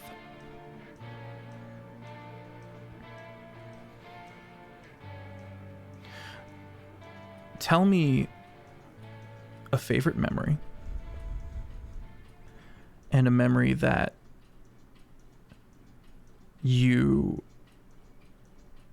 that is painful. I think Puff's favorite memory is probably like mid-summer, like right before harvest. Everything's flourished, everything's like, you know, like all the crops are full. It's right before we have like a big harvest festival, and he's just surrounded by all of his siblings, his mom, his dad. Barry's running around. You know, they're all working together, whipping, you know, doing like planning for the big feast. And Puff's just like kind of like just sitting on the rooftop, just kind of overlooking like the entire field, the entire farm, and just like kind of people watching his own What's family. Barry doing? Barry's in the kitchen. Like he hears Barry like rummaging in the kitchen, getting scolded by mom for like dipping her fingers and trying to steal some of the food. Dad's just, you know, like like in his workshop tinkering with tools to try and find a better way to process the crops. So he's just like on this, and then like Smoke and Ash, and they're like arguing about something. His eldest sister is just like trying to wrangle his other sisters, and he's just like it's one of those things where it's like you're at a family event and you're just like really thankful. The shadowy kaleidoscopic world that is around you seems to defragment back together to form this memory. But you look up and a second land mirroring above you, like here in Woanoid, is the memory that is painful to you. What is that memory? As the puff that is up there also looks up and sees you. So peaceful Puff, we'll call him, looks up, kind of like looking up at the sky, and sees Puff holding Barry, hearing the Jabberwock, or the Jabbering Mouther, laugh in his deceased family's.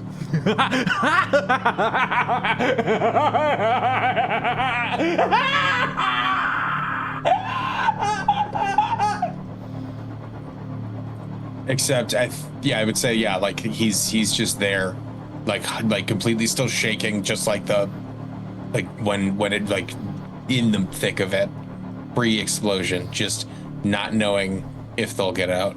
The two landscapes that face each other, as you look up and lock eyes with yourself, quickly begin to move towards each other. On that shrinking horizon, you can see the god Death holding both and peering in, looking at you.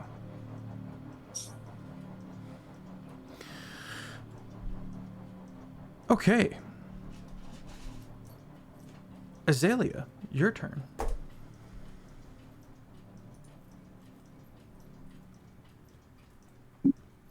On our journey, you've seen Azalea look grim. You've, on many occasions, made fun of him for how grim he seems to be at all times. And I think in this moment, you realize that wasn't him being grim. You're seeing him grim now. As in this moment, he has accepted that he will die today. He's made it known that he's always expected to die, that he's always acted in a way to not preserve his life or make the lives of others after him easier. And I think you see that come to fruition in this moment. As without a word, without even looking, taking another glance at Puff, without taking another glance at Pierce, he reaches to his arm. You hear the porcelain snapping and cracking as he hinges his hand and reaches into the open wound and pulls out a blade of carved ivory, and is going to go for the death god, going after Pierce. And I'm going to lay into it as much as I can. Okay. For a second, I thought you were going to attack the sovereign. I was going to be like, dear Lord. And as I do, I rush forwards and under my breath, I say, "Woe and Oed, guide my hand." As I go The loud for the sovereign future. Flinches at this and looks over the corner of his eye at you, their corner of their eye at you. Cody, welcome in. I go loud for the future and die screaming for the past. And I will use Vow of Enmity as death feels not the enmity of Azalea. They feel the enmity of this very plane turn towards them. They feel as if every aspect of this world they've entered has targeted them for their demise. As I use my Valve Enmity from my Paladin class to get advantage on everything for the next minute against this death entity. And because of my Elven Accuracy, I get an additional advantage, which does stack. So I get double advantage on all attacks for the next minute. Whoa. Elven Accuracy basically lets you have advantage on any accuracy. Yeah, I have Elven Accuracy. Lets you have advantage on any checks that use Charisma, Intelligence, or Wisdom. And because I'm a Warlock that uses Charisma for my weapon attacks, it means one of my weapon attacks also have super advantage, essentially. And I'm going to lay into it. You see this blade of ivory and blood resonate with this purple energy for a moment as I switch to psychic damage and attack with a first swing. I say 20 to hit for the first one. 20 hits. I would like to do the damage and see if I note any difference in the damage it takes. So it would take, because I can change the damage on a whim. It takes 14 points of psychic damage. Does it seem like this takes or not? Psychic? Yes. Normal damage. Normal. It does take the full brunt, but no more. Azalea clenches his jaw as they see this, and you see the blade of bone resonate again and shift from this purple hue to a golden hue as I swing again.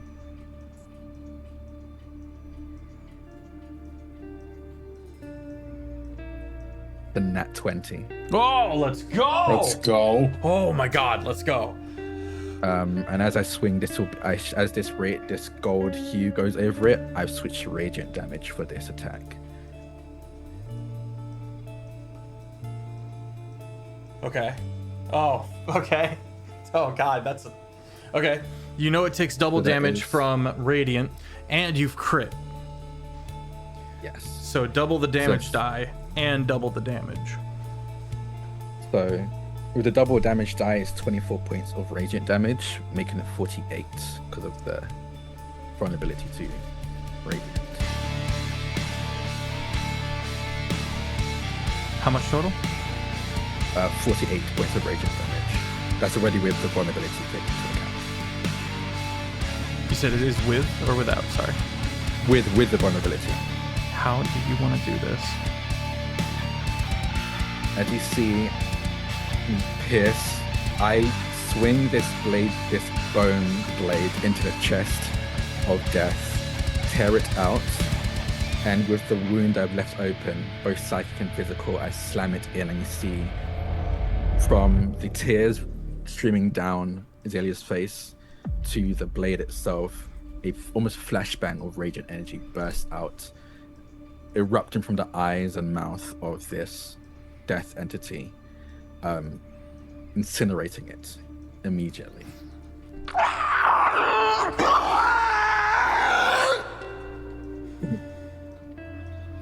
It is torn Or asunder. then use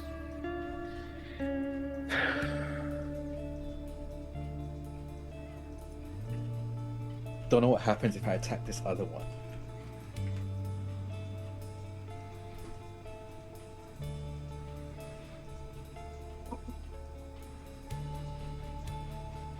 From watching this fight go down, has it seemed like even when the others intervened, the respective deaths stuck with their targets? Okay. Did it seem like that was the case? So even when Puff intervened, it stuck with them, Except for the sovereign. except for the Sovereign. I immediately turn and go for the Sovereign. Okay. And as that death dies, as a free action, I turn my Valve Enmity to the Sovereign. As the Sovereign now feels the very plane itself turned its attention on them. And I'm gonna swing.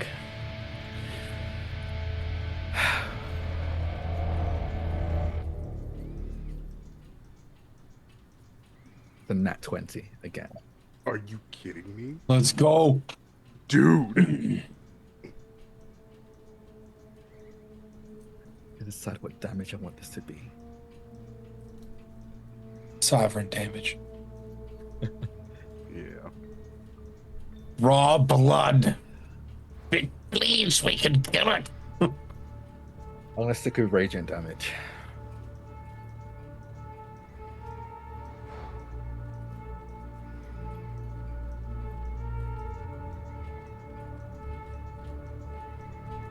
"23 points of radiant damage."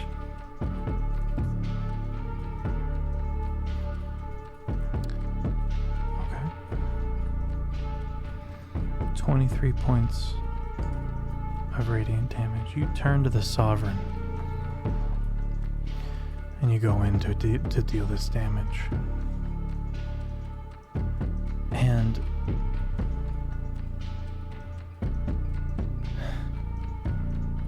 you strike your score.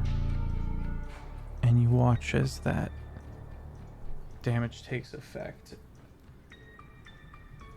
The Sovereign doesn't so much as turn to look at you as much as it does.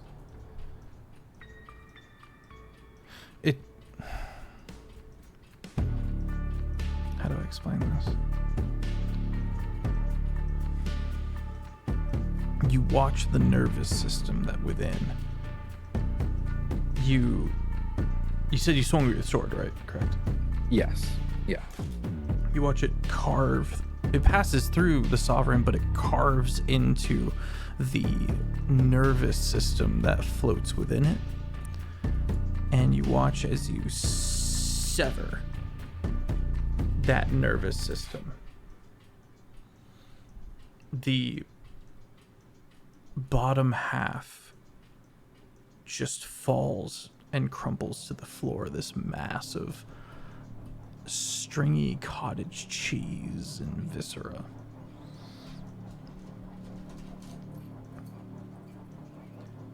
And the Sovereign continues onward. The only reaction you've gotten from the Sovereign so far is by mentioning Woan Oed. And for everyone who's new here, Woan Oed is the name of this demiplane that the party is residing in and not able to leave. I have a question. This, I assume, because I think we just talked about this for an undead earlier. With this death entity going down to 0, does that count as it dying or no?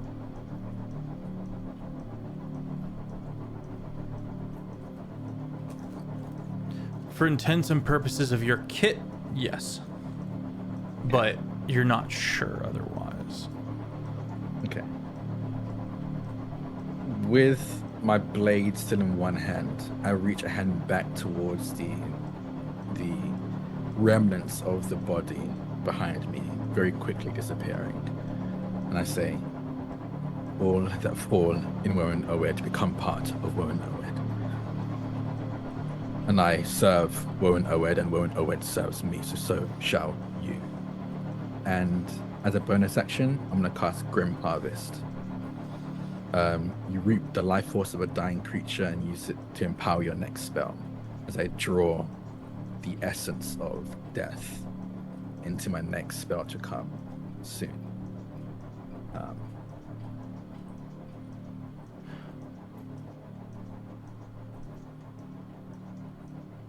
Okay.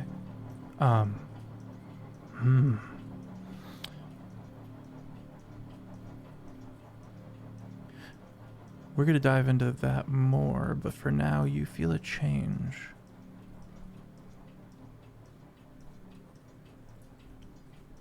For now,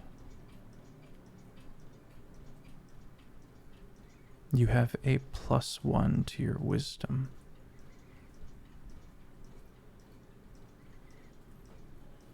A permanent +1 to your wisdom.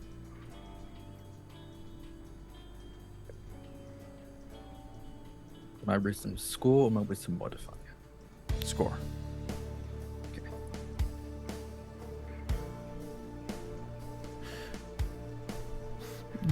We'll actually need to address this now. You absorb deific essence and authority.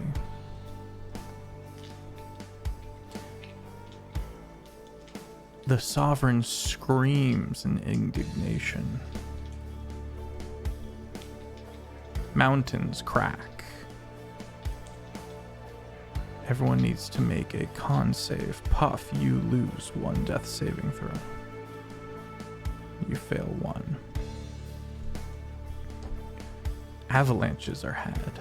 People across Woen Oed die.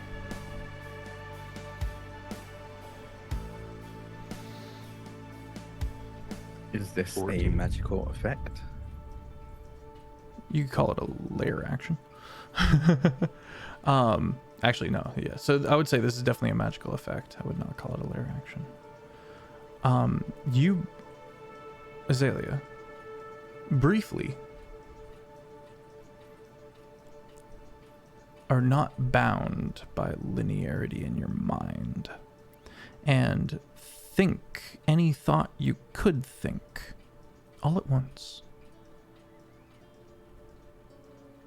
Okay.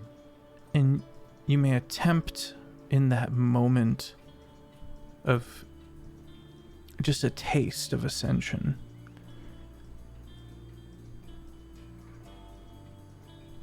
You may attempt to pull an answer from your heightened mind within the realms of your knowledge. All knowledge that you've ever had, all thoughts that you could have in this moment, as that fades, you may make an arcana or a religion check to pull an answer, any answer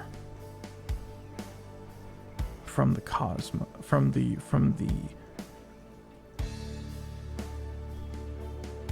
heightened sentience that you had in that moment.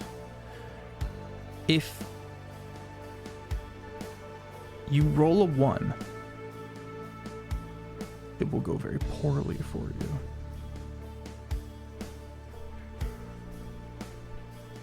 Okay.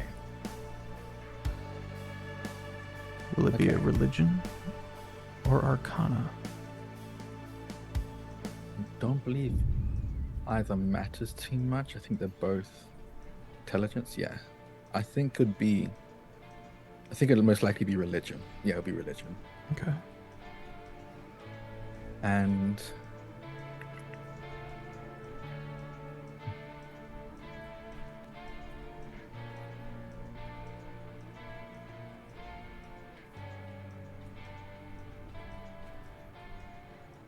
okay, so this might be different in your world, so I want to ask this. How in, I guess not rules as written, but in the flavor text of elves as a whole, but I'm looking at the Shadow Kai right now specifically. When we go into a trance for long rest, we're able to change proficiencies. We're able to gain a proficiency and switch them up for another. And the law behind that is because we have elves have a shared memory across history. Oh, the shit. Okay, yeah. I would like to not only use my heightened awareness, but use this taste of deification to reach through the memories of past elves as well you've lived in Woen Oed to see that give me a larger sample. Okay. I will give you advantage and a lower number that you need to make.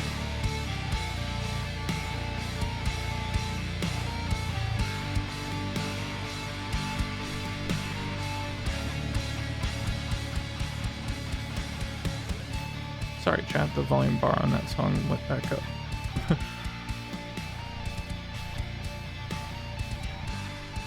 Boy, this is Welcome in, Kettle. rough. See if I have anything to boost or bolster this real quick. I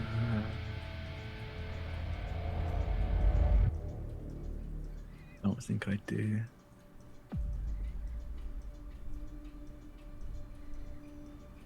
Yeah, I don't. Okay.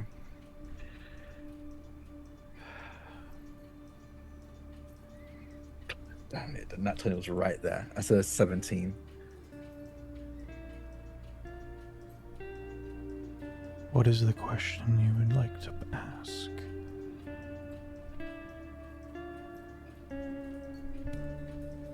I mean, in this moment, the question I want to know, the question I've been trying to figure out is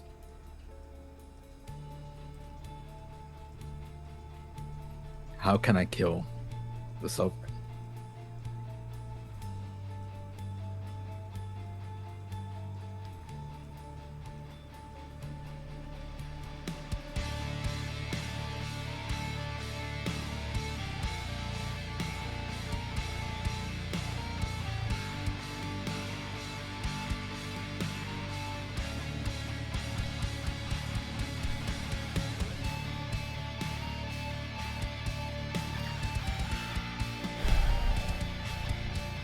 The answers don't make a ton of sense.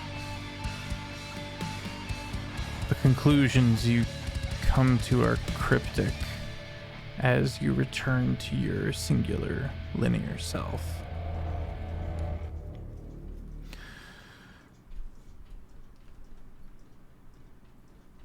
A. The Sovereign is dead.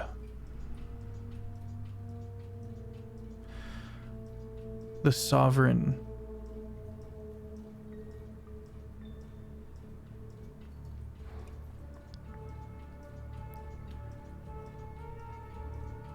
like this place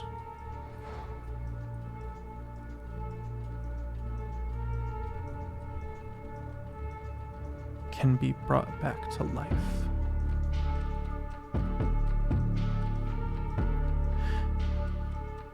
And if so,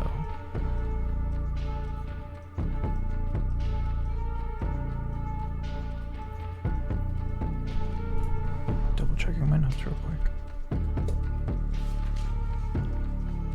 And if so, 2 seconds, 2 seconds, 2 seconds. I want to make sure I'm doing this justice.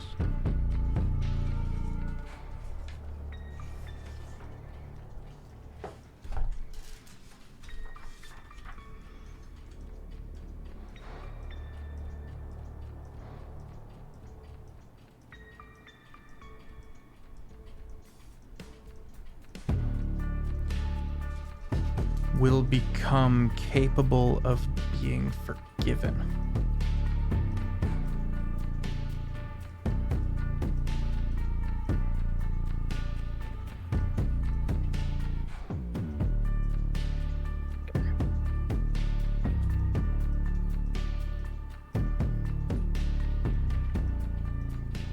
You wanted a con save? Yes, please.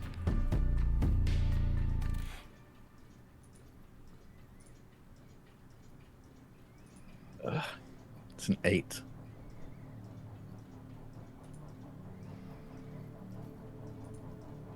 You are not reduced to a drooling mess.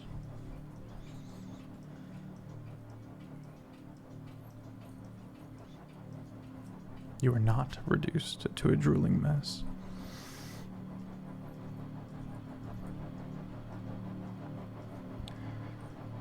Is that your turn? Yeah, that's my turn.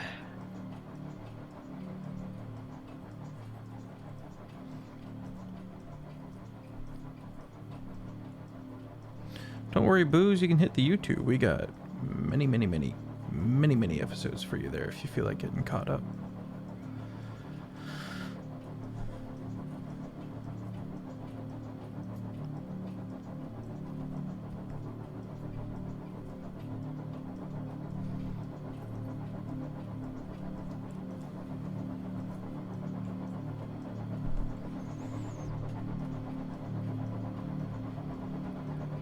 Just because you're my favorite does not mean you can say her name. And then, enraged, the Sovereign punishes you.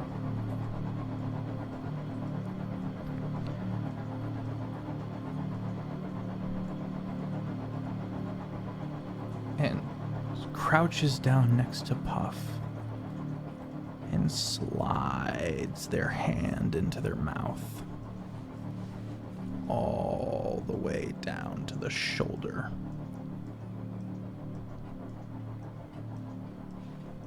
And tears out Puff's spine.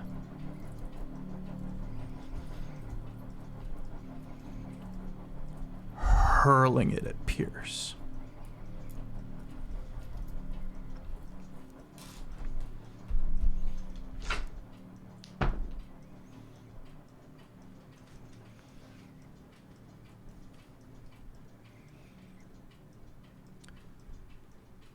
With a 54 to hit. No.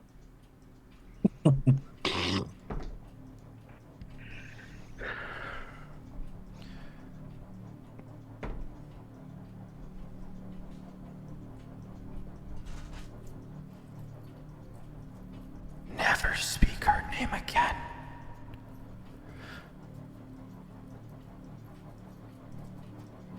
You were at 1 HP. Oh, yeah. Pierce. Oh, yeah. You watch Puff's spine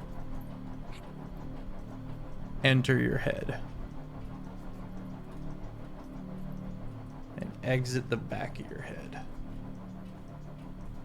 And then it gets a little wobbly from there as you go down.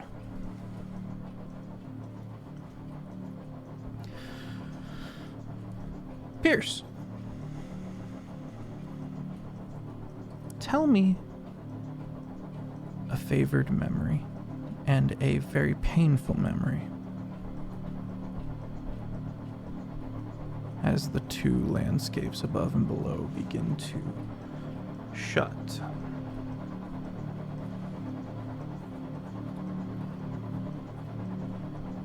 I think Pierce's favorite memory is when he was growing up with his family, the Blood Hunters, and he first discovered his love of experimentation with different mutagens, because he had a couple friends that he could run these ideas past, and his pseudo mother, Nakana, at first really didn't like the idea of like him messing with all this stuff, but as he got really good at it, and like he would do self-experimentation, and that's where the eye came from, and that's where the weird like tint at the end of his hair would come from. As he started to get more what's the term I'm looking for? Proficient with it. She saw it as he saw it, which is like a really valuable tool to use. And I think his favorite memory is himself, his dwarven friend, and his gnome friend, and his mom sitting around a table just discussing notes. Like super boring, super straightforward conversation. There really shouldn't be any emotion involved in it at all. But he liked the feeling of breaking things down with them, because he had like a council to go along with. And he felt like he was truly part of this group of hunters, finally, instead of some straggly orphan kid that they saved.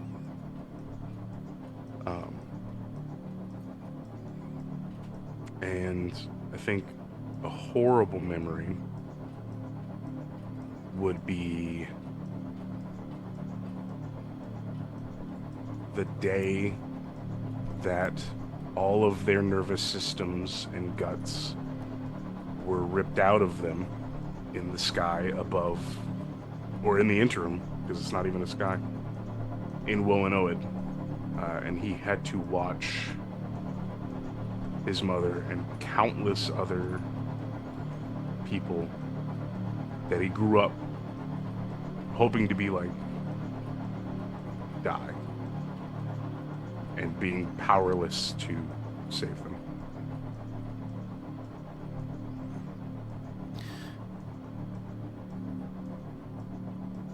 Checking a thing real quick. Checking a thing real quick. Okay. Puff and Pierce.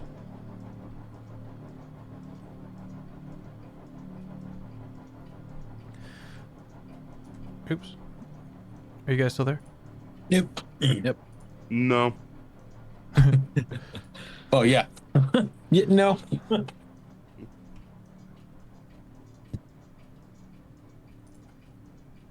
The god Death speaks.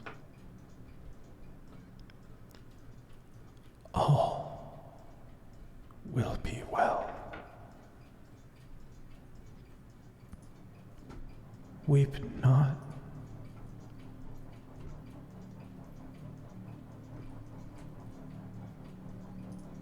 This place, all places, are only temporary. I follow. And you watch as the two landscapes continue to close. The god Death reaches a hand and gently takes a hold of the in-between space between the two entities that are you, the good and the bad. You don't deserve this.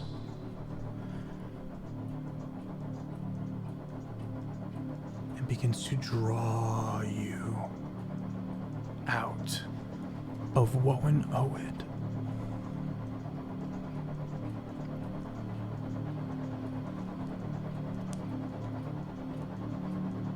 Audric, post the first picture I sent you.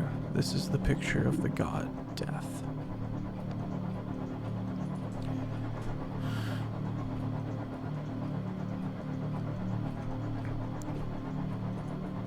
Two seconds.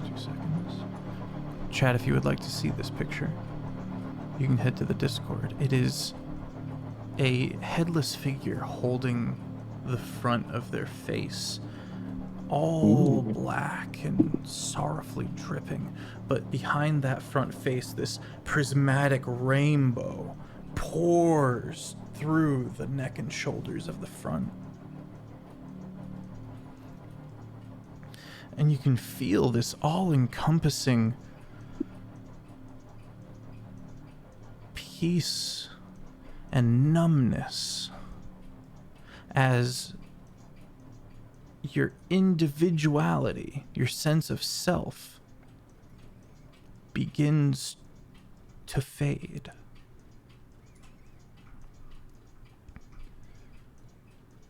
But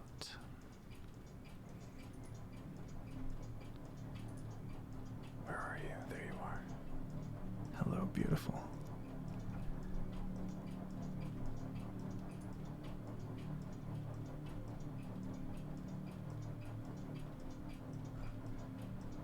I'm so sorry.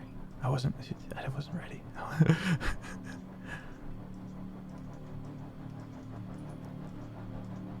The two of you get a real good look at the true shape of the Sovereign.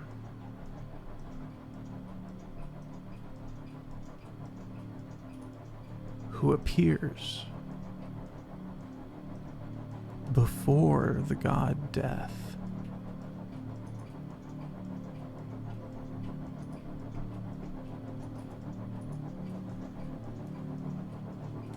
And says, "Now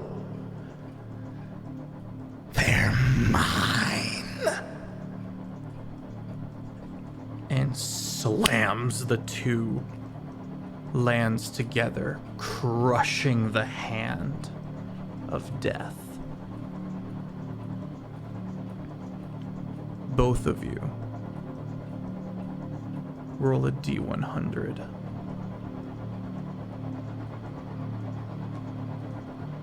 You watch the rotted face, this empty hole, begin violently consuming that which they have just claimed from the god Death. What'd you say, buddy? I don't remember if high or low is good, but I got an 84. Got some bad news. I figured. Rolled a 35. Okay, so you get to go second. Actually, it is sweeter. It is less kind to go second. So you get to go first. Pierce. Me? Oh yeah, buddy. It's your birthday. We're going to Chuck E. Cheese. You are brought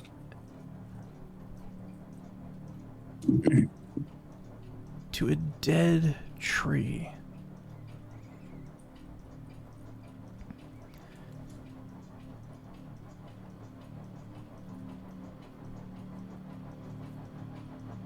Eldritch horrors take a hold of you and force you to eat rotted fruit and press you against this tree, and you feel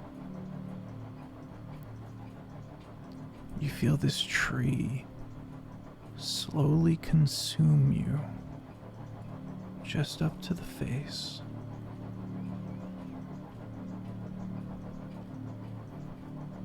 And Puff, you know this is your fate, as you also are force-fed rotten fruit and bound to the tree. Can I say anything? Oh, go ahead. Oh, I was gonna ask the same question. Yeah.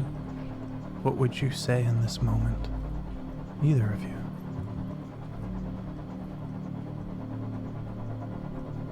I wish that I kept my luck.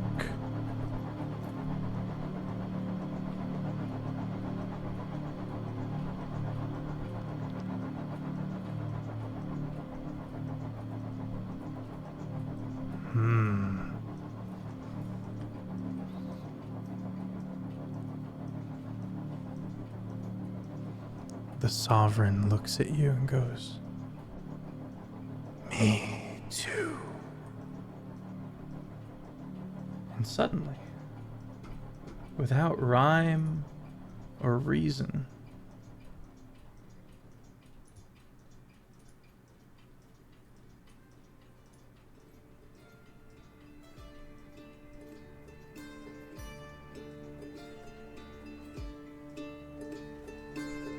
you're back in the tavern. And Molly looks at you and says, "Do you think you could live with yourself if you passed up on this opportunity?"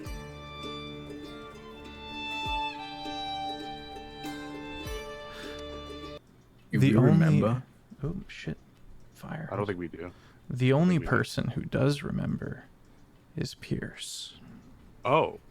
Pierce, you gotta do it. I am a heaving mess of sweat, and I throw up on the counter. Okay, I have a question then. Yes, buddy. My increase in wisdom, does that get undone? You're frozen on my screen, Drax. Oh. But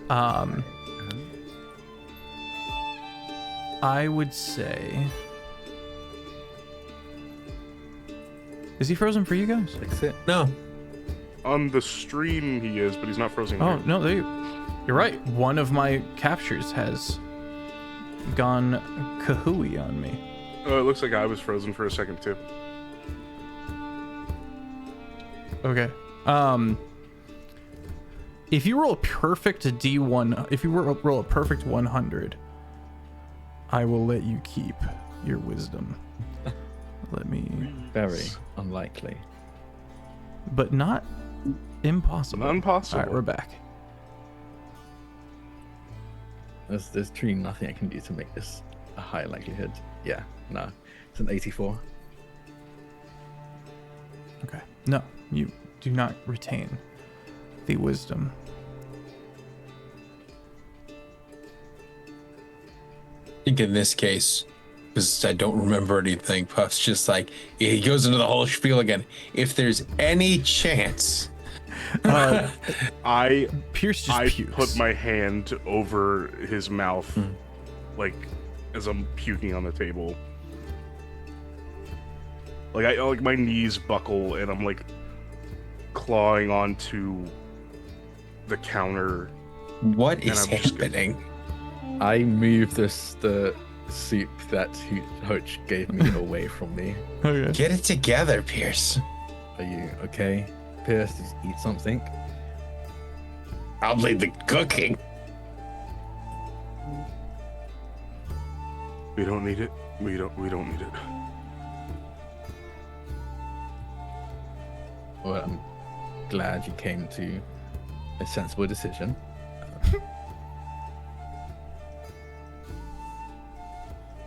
Puff just looks like super disappointed at him because of like the idea that he would not take the gamble for like a chance to bring people back. I don't understand.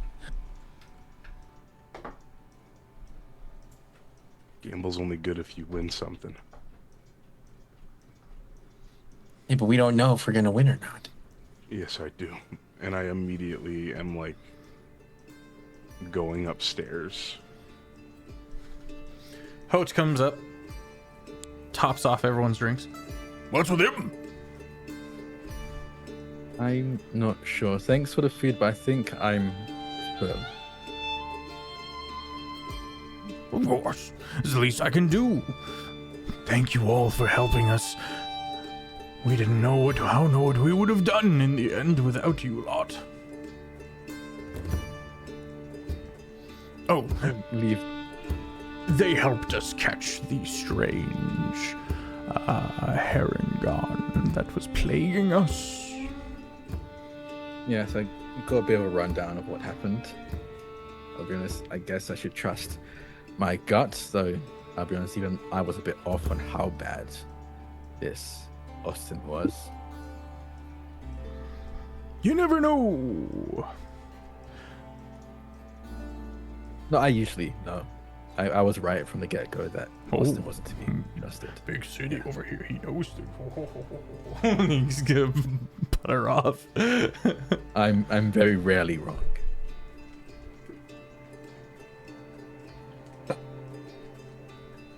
Yes, Buff. I'd like to. You could. I'm gonna apologize before we play this out. I'm just gonna go talk to the hag. He doesn't know why he's not drawing it, so he's gonna go try to draw it Okay. because he doesn't remember anything. So he's just like he said before. If there's a chance, he's gotta try. The And Euphoria of Peril. I feel horrible after what we just went through, but I'm like, you didn't explain why I shouldn't, or any. You just went up to the room. So Puff's immediately like, I'm gonna go see if I can go. I'll be back, and I just. Because that's in his brain. That's the only thing. Like, if based on what Pierce had said was like, hey, there is the chance that we could get something from this. So he's like, okay, if you're not going to, there's got to be some way that this benefits. and I You apologize if move into anything the happens. kitchen. Is anyone Azalea? You going with them? Are you stopping him? Are you heading back up to go to as sleep? far What as are you doing? as far as I'm concerned, I don't know that Puff's going to be drawing the card. So I have no reason to stop him. Okay. Tap, tap, tap, tap, tap, tap. I'm Molly. The owlin says Molly. to Azalea. Your friends are cool. I used to be part of a hive mind, and now I'm thinking I might strike out on my own. Good for you. There's a very clearly awkward silence. Just peeks his head back in. You're the best of us. You step into the hag's apothecary room. Yes, Puff, was it? Yeah, hi, Puff.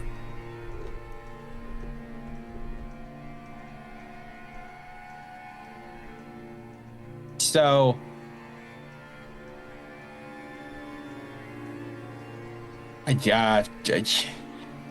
Pierce said he didn't want to do the trade.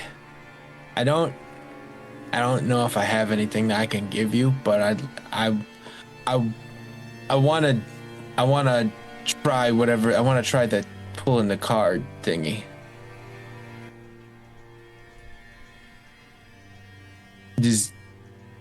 Is that an option? If he doesn't give you his luck, is there something I could give you in return? What do you have? I have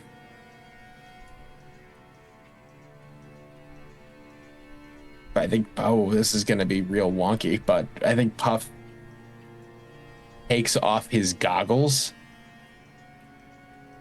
which the eyes of the outer dark are allowed, like they're, from what he can tell, a very powerful magic item that allow you to like peer through things. So he's like, I have these. Those are with you. But Pierce had luck. What do you have? Do you know why I gave him that bone? No, but I remember. I didn't even know that you actually gave him that bone. He left it on a corner, and I picked it up, and I was like, "You might want this." He left it? Yeah. He left it on How a corner. did it come back to be in his hands, I wonder?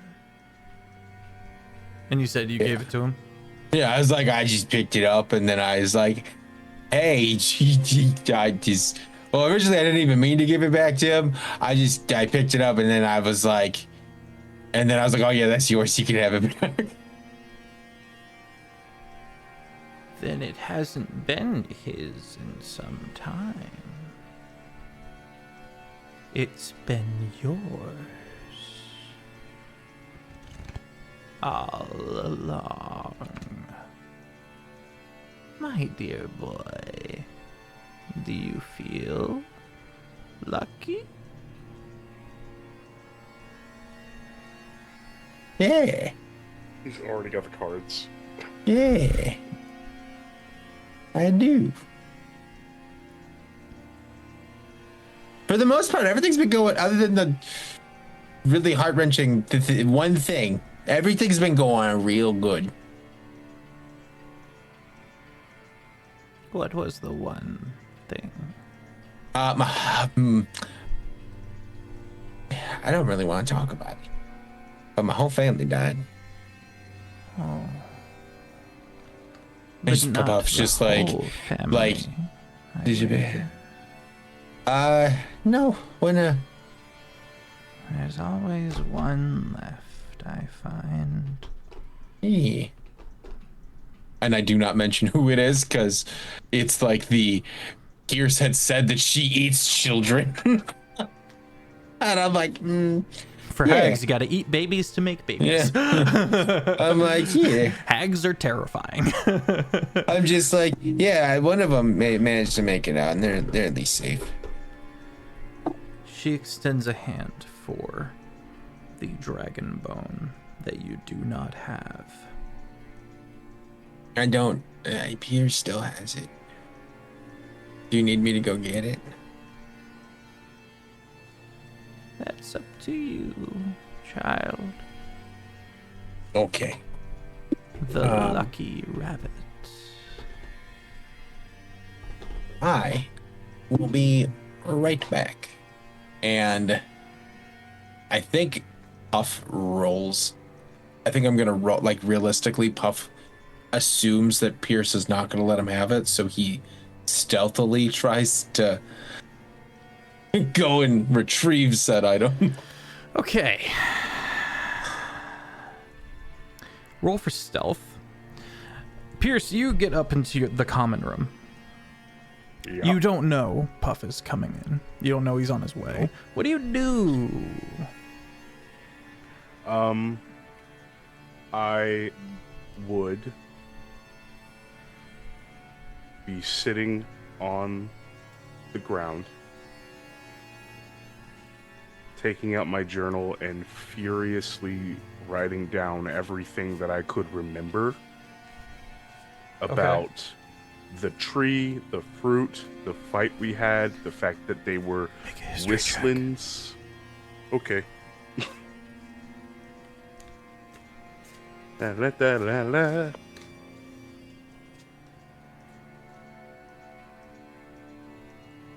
$22. This is not, as you're writing down, this is not the first, you realize this is not the first time you've heard mention of a world tree. That's right. Your poisoner friend had a few fun. Much more wholesome than whatever the fuck this was. What'd you get on stealth, Puff? I got a 22. Okay. What's your passive perception, Pierce? A million. Fuck this shit. Are you kidding me? No, it's 16. Puff, you're in the room. You waited.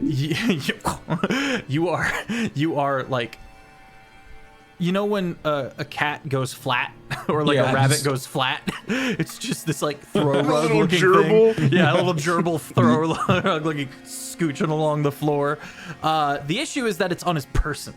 This will be difficult. You have gone unnoticed. And Pierce is now having his aha moment. I've heard of a tree before, actually. And that moment of distraction provokes your sleight of hand check. Oh, that's 25. Son of a bitch! I am proficient in sleight of hand and stealth.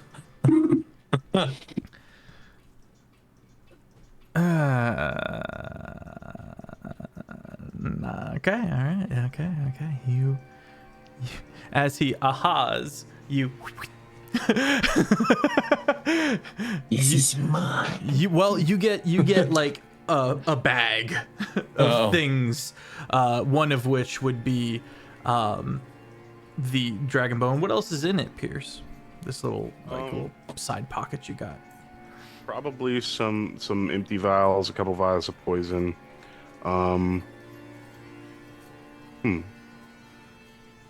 What else is in it? I want to think of something nice.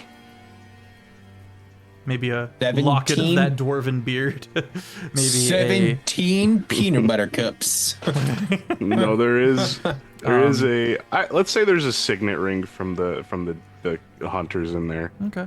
Just for shits given and to you by gigs. Nakana, who I know the name of Nakana. now. Yes. Yeah. You should not be so excited about that. Yeah, that's awful. Fuck are you doing? I ain't been traumatized enough in one night. I How about didn't you mean stop to that? steal the ring. Yeah, you can. Yeah, you did. I'll give it back. You have it. You have the dragon bone. I think I'm beelining all the way back. Roll stealth To out the of there. heck. Ooh, that's an at 20. Azalea, what you up to? 27. There's a 27. Without being meta, what's Azalea up to? Oh yeah, you don't Which need to I worry don't. about me with that. I do not ever worry Don't about my need to worry players. about me. What am I doing? Okay, my question to you is, even with the I think Azalea isn't great with talking when it's not part of like a mission. I think Azalea's very much the kind of person, like when they go on vacation, they stay in their room. They don't go out. They're like, I'm on vacation. I'm just gonna stay in my room and do nothing. I'm gonna do Reading. literally nothing. I'm gonna go out, get food. If I don't even need to go out to get food, that'd be great. That'd be even better. If they can leave the food outside my door, that'd be Azalea perfect. gets puffed to create DoorDash. So It's called the bun think, run. Sorry, go ahead. Yeah. Fun run. I think in this case where, like, we're going to be staying here for a couple of nights. He's not entertaining any conversation that Molly tries to have with him. So my question to you is, does Molly keep trying anyway? No, Molly does not. I mean, it's not just you. She has abandoned her mission, which has left her to discover herself as an individual. So it's mostly just like trying things for the first time, and that doesn't necessarily include you. In that case, I think as Molly, I assume, gets the hint that I am just not very talkative, at least very much right now, I will summon my Book of Shadows. And I guess I got another question for you as I flip through the pages of this book. This is essentially a book given to me by Warren Owed themselves as part of my pact with them. As I flip through the pages, do I see anything odd or changed or different?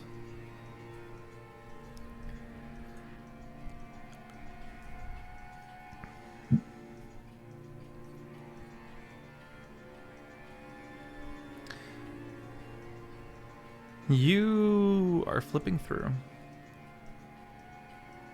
You flip back. And the name Pierce is scratched out.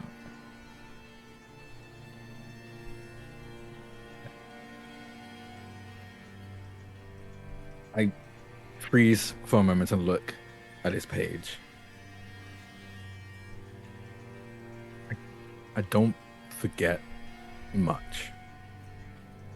And I definitely would not forget Pierce almost dying. That's the only way names get crossed out of this book.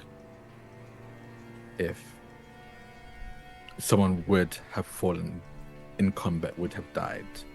And as much as we've been in some dire straits, that hasn't happened. So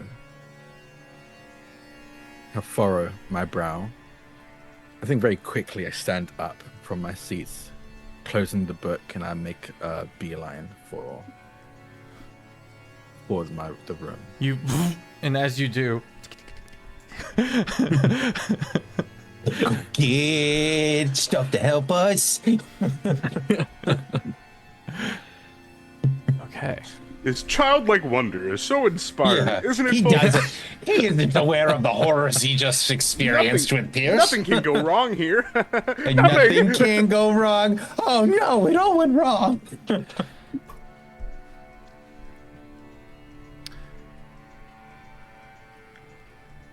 let's. Who would like to go first? Azalea or Puff? I think Puff should go first. Okay. I think Puff should go first. I'm good with going first.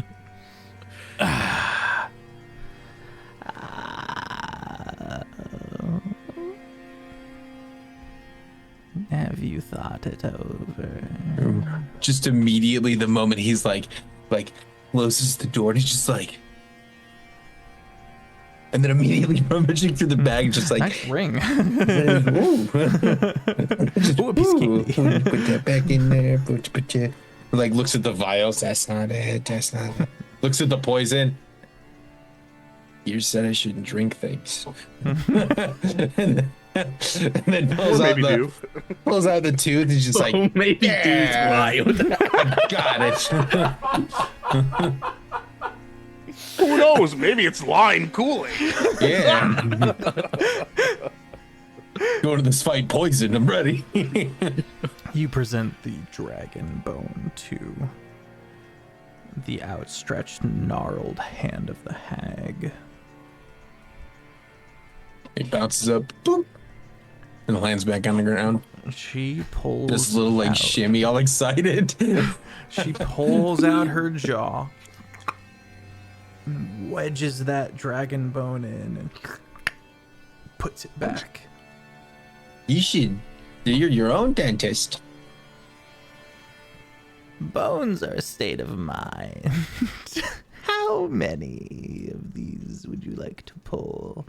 And did I Okay. warn you? I can't remember. I'm old, you see, that there are many potential dire outcomes.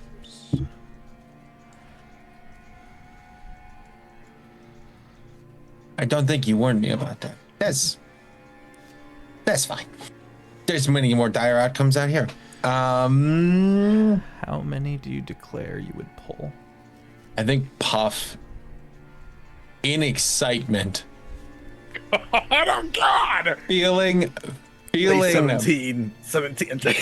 feeling proud that he got the tooth and was just 74. Like, I'm gonna save us in Puff fashion. I think he doesn't say 17. Like that's like after hearing the reaction by everybody, like, don't do that. He's like 3. And you, still Micah, so you're declaring many! 3 and you would like to pull now? Yep. Spray and pray, baby! Because he's like 52 statistically, it's very similar to like the statistically. If the first two bad, the third one might be good. No. What's really funny is that Trains. then literally that's not how the deck works, because after you put them on, it can go back into the deck. So you I could just know. put the same thing 3 times. Puff doesn't understand magic. I know. He's I know. just like It's just 3 so funny to me. cards. Stir the pot stirrer. Now, as I said before, there's a few cards in here. I think there's like 4 or so. I was reading them earlier today that wouldn't work within the yeah, mechanics. What's that? The chat Puff gives me anxiety. Like He's the cutest. What do you mean? He's basically a emotional support dog. I know. Look at him. You just want to. I died once. My spine got ripped out. Puff, what do you have in your mouth? Is it a card? Puff, what do you have in your Spit mouth? it out. Spit it out. I'm imagining that like I think it was Vine. It was a Vine where there's this kid running, and the mom's like, A "What's that in knife. your hand?" And go, "A knife." And we go, No. Except no one caught him. yeah, no, go ahead. Yeah, I think because again it boils back to the fact that like Puff said, literally flashing back, Puff said what he said about we gotta take any chance we can, and then Pierce didn't say anything of being like, no, I lived it, don't do it. He's just like he just vomited and just like got sick. Are you ready? Stop it, bitch! I'm You're ready. being creepy. I'm ready. Okay. You may do this one of 2 ways. You may declare that I stop whenever, or like the last time you could say, hey, this many cards, pull that many cards, and it'll be that one that I end on. I kind of like my ominous waiting, though. I will say, I do like. I to will- just kind of sit there and stare We'll at you. we will do 2 ominous waiting, and then the last one will be I will count out. How many cards are in the deck? 66. 66. Okay. All right. Let's begin. Okay. Tell me when, baby.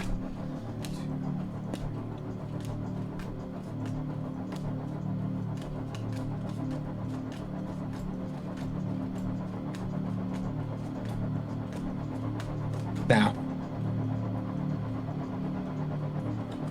Imagine this death. The card you pluck.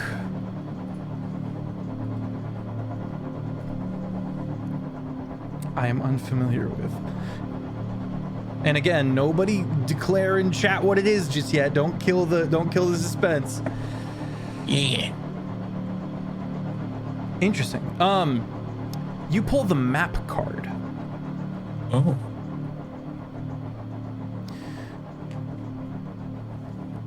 At any time you choose within a year of drawing this card, you can mentally name or describe an object or individual that is familiar to you. You immediately know the location of the object or individual, as well as the distance between you and the object or individual, even if the object or individual is on a different plane of existence. If you named an individual, you know if they are alive, and you know the conditions they have. If you named an object, you know if it is broken or not. If you named a magic item that has charges, you know how many charges remaining. Map. Okay. I just put map card pulled. You'll have to send me that info. I'm like, that's a lot. It's like it pops brains just like a Rolodex. That wasn't the right one. Okay. Pluck a second card out of the air. Tell me when, baby.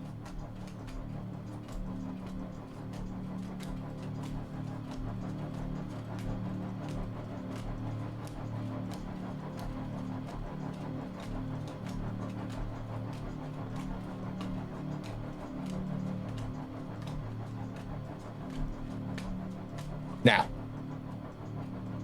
Still have my thumb on this one.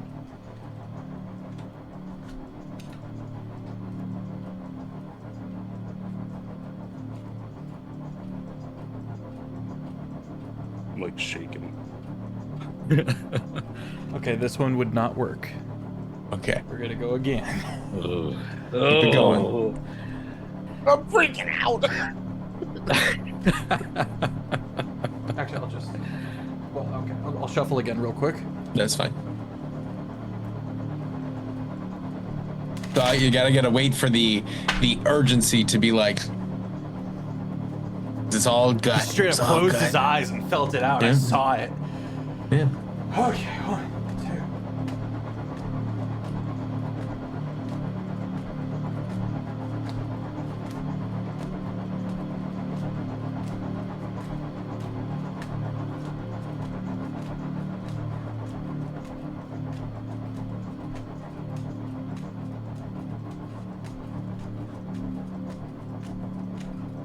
Now. Okay, hands off, so I'm gonna grab this top one. That's fine.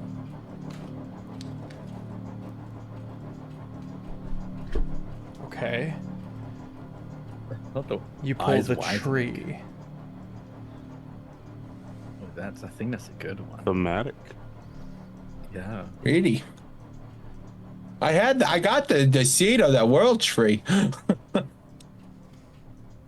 Whoa! Your skin Oh, no, is it immediately bug becomes rough like tree bark. Your base AC now equals 15 plus your dex modifier. So 17 While AC. you aren't wearing armor, but you Which have I'm not. vulnerability to fire damage. The transformation cannot be undone, but can be done only by the wish spell, divine intervention, or similar magic. Free. Okay. Okay. So, You're vulnerable to fire is gonna be rough. fun fact, while you are a little more jagged in appearance, you're still fluffy. Okay. Birch bark. If you want to add vulnerabilities to you, D&D I did. ones. Yeah, we're good. And the next one is 48. 48. Whatever 48 is.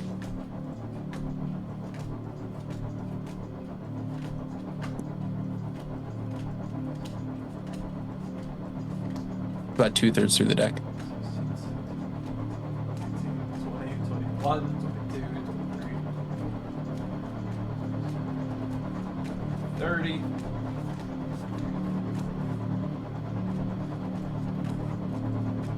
40, 41, 42, 43, 44, 45, 46, 47, 48. Yep.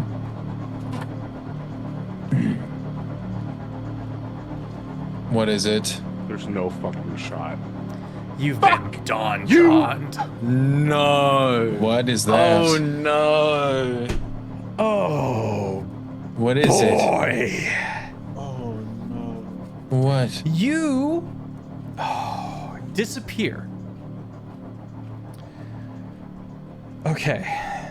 And become entombed in a state of suspended animation in an extra-dimensional sphere. Everything you were wearing and carrying stays behind in the space you occupied when you disappeared. You remain imprisoned until you are found and removed from the sphere. You cannot be located by any divination magic, but a wish spell can reveal the location of your prison. You draw no more cards.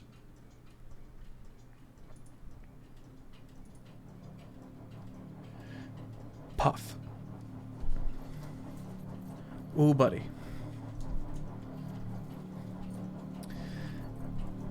You wish you were capable of reacting.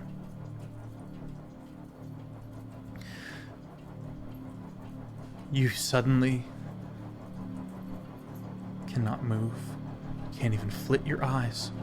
You're in this dark place. And there's this distant pinprick of twinkling red light. You cannot move.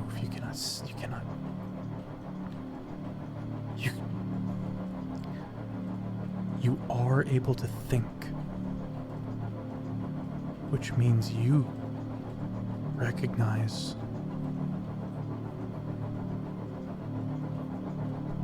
that you are trapped, like you've been put into like a crystal.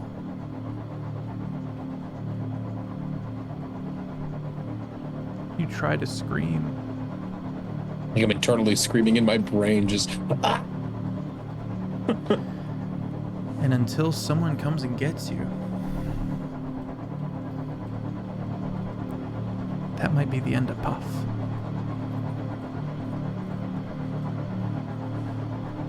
It was going so well.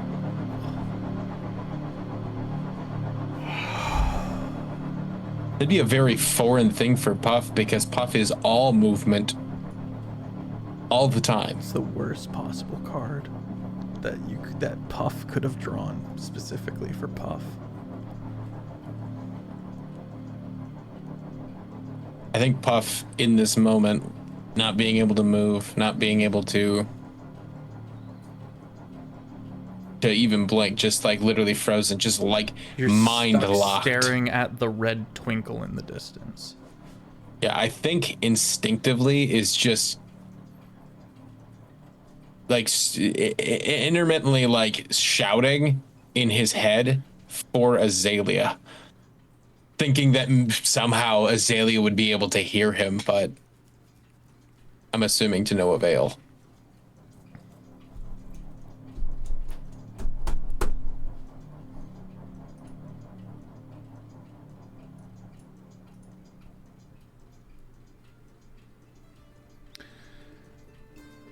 Azalea. Yeah. You said you were heading up to your Yeah, heading to our up your room? accommodations. Yeah. I will. The door will swing open, with very little ceremony, and slam shut behind me. Am I forgetting something? Sit down. I'm going to stand because I was going to take some notes of the journey so far. And your name's crossed out.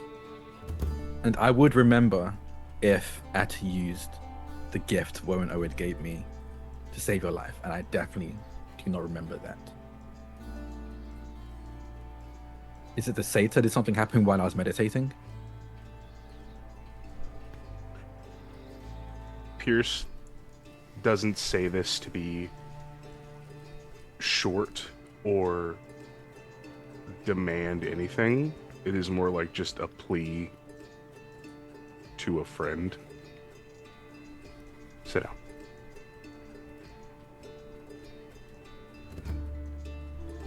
Azalea will take a seat. I took Antel's offer. What- I draw You just two said- cards. I got a wish.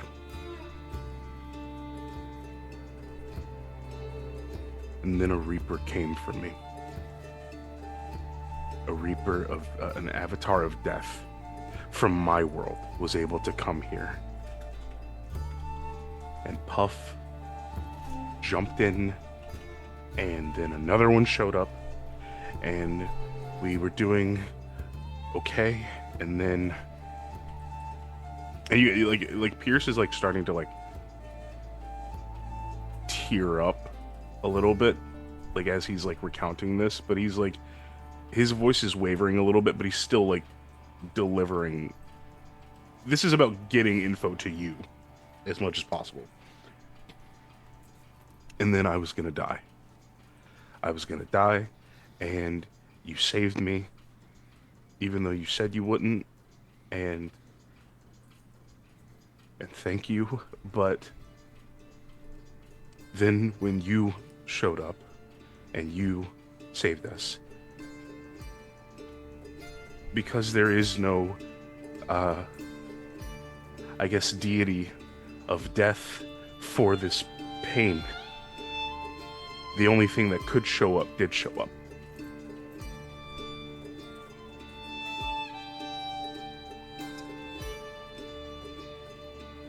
Spectre. Yeah. And it freaked out, and Puff died, and then I died, and the god of death from my world and the Spectre were playing tug of war with our souls, and eventually the Spectre wrenched us away, and we were stuck in this tree, this really decrepit old tree, and we were dying. No, we were dead. We were fucking dead. And I used my wish to wish that I never gave Antel my luck. And I remember it all. I remember we died.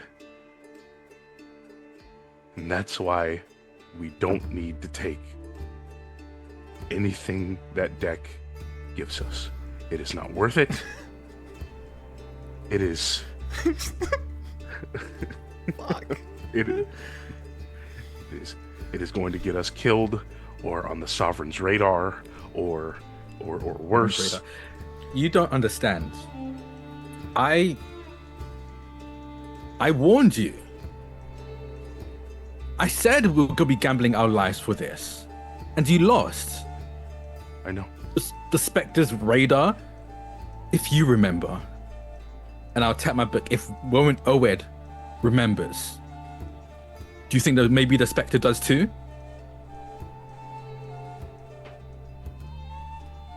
I don't know. You've endangered us, Pierce.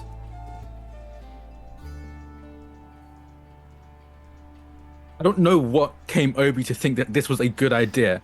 Pulling from a deck of cards that you don't know the outcome of any of them, by the way. None of them could have been good.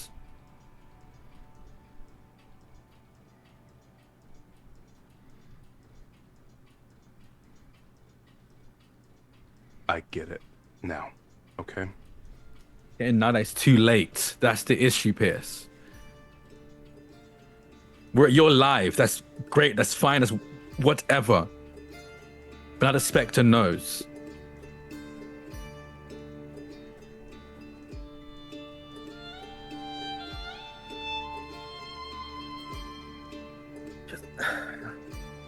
This luck. What does that mean? The tooth. The tooth was the luck, and I will go to reach for the pouch, and I will feel it's gone. And I am out of the door, down the hallway, grappling hook on the banister, swinging over, breaking into the kitchen, and immediately back to Antel's room. Antel is knitting. Sorry, your princess is in another castle.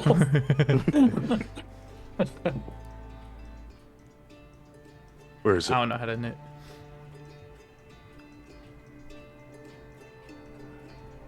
Where is he? Shows you the dragon bone that has been placed inside her jaw.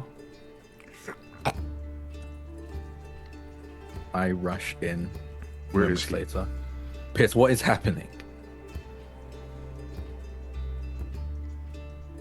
Where is he? I don't know. What's going on? With the deck. Would they see my items on the ground? Ah, yes. Oh yeah. So you would see my ring of you'd see you'd see your bag, but you'd see my ring of free action, the goggles, my boots of striding and springing, and then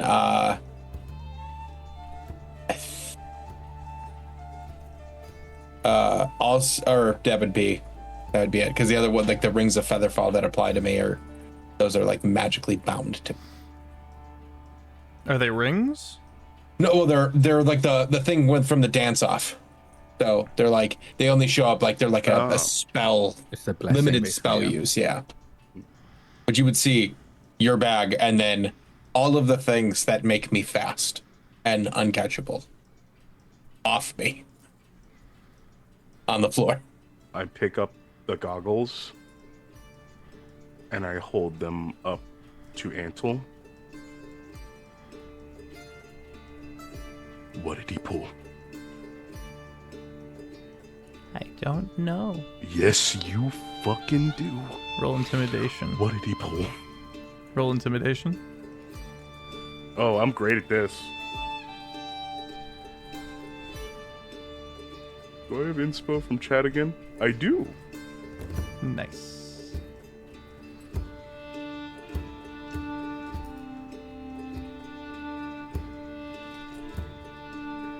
Natural 20 minus 1. 19.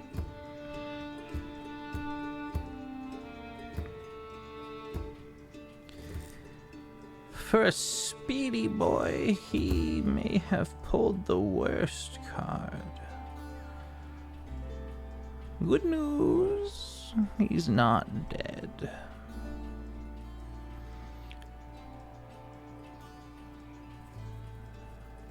How do we find him?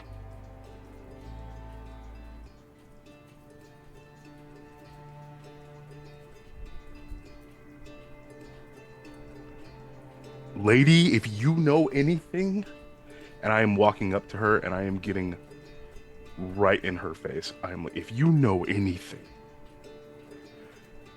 you are going to tell us right now. Is everything well in here? It will be as soon as your wife Everything tells us will what we need to know. fine.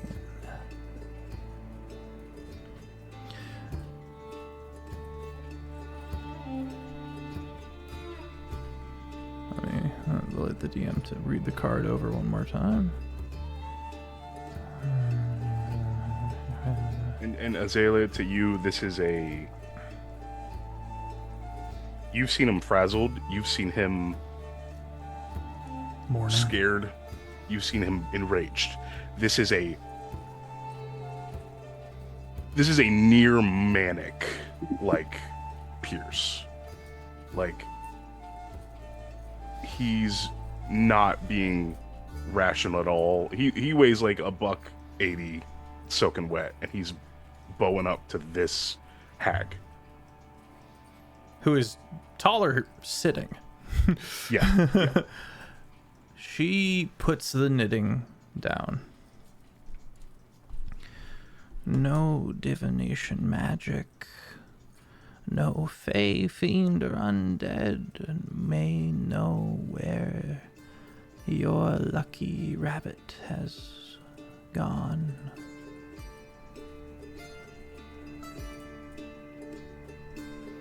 No divination spell will enlighten you. Only the cheating ones. And that's not something I think you have.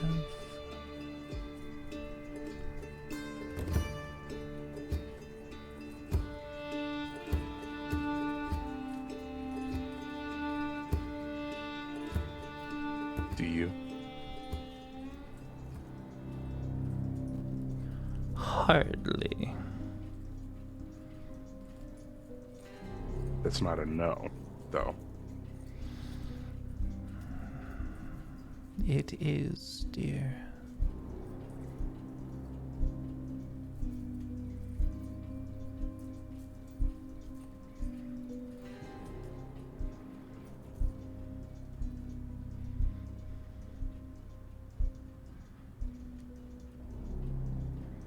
What do you want? I don't know how to save your friend. So I would not rob you.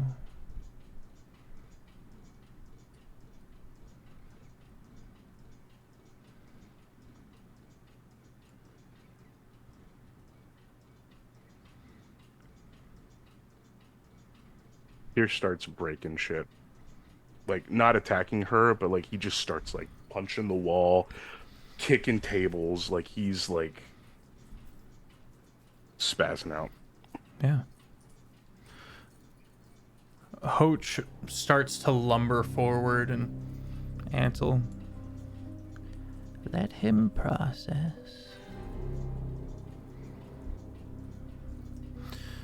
You go on a bit of a rampage until you realize that your hands have burned from grabbing the cauldron and overthrowing it. The flesh one does. The metal one, I think he's gonna keep going until it starts to dent. The realization that it probably won't dent is what starts to snap you out. It's a magical item. It's very hard to break. Yeah.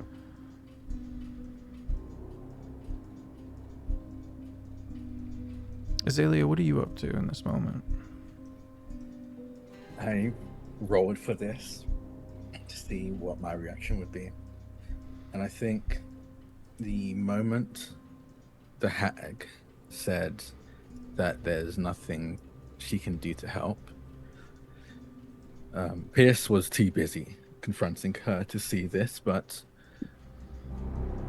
Azalea's face grows grim. You've seen Azalea made fun of him even for being grim, but this time you actually see him turn grim. And Azalea turns and goes back to his accommodation and prepares for the next leg of the journey. Puff isn't the first otherworlder they've lost. They can't stop their goal, their mission, just because one's gone missing.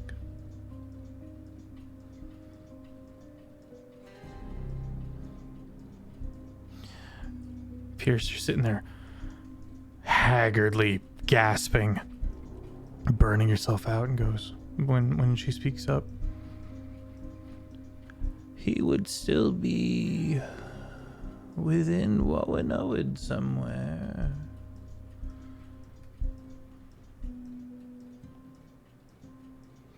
How do you know that?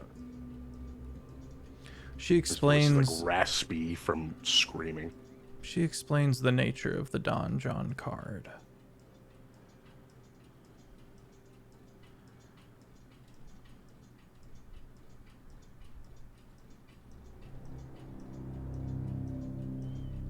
How Puff has been pocketed.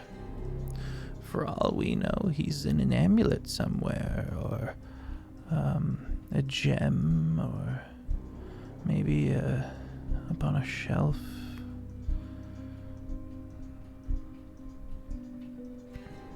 But he could be anywhere.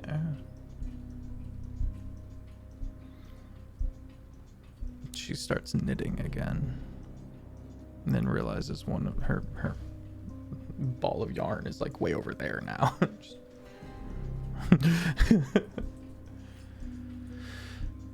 So he's still on this pain. No one may ever leave this place.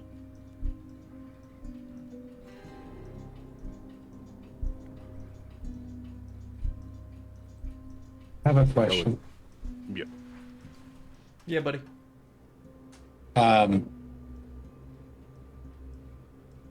So I'm in a crystal, correct?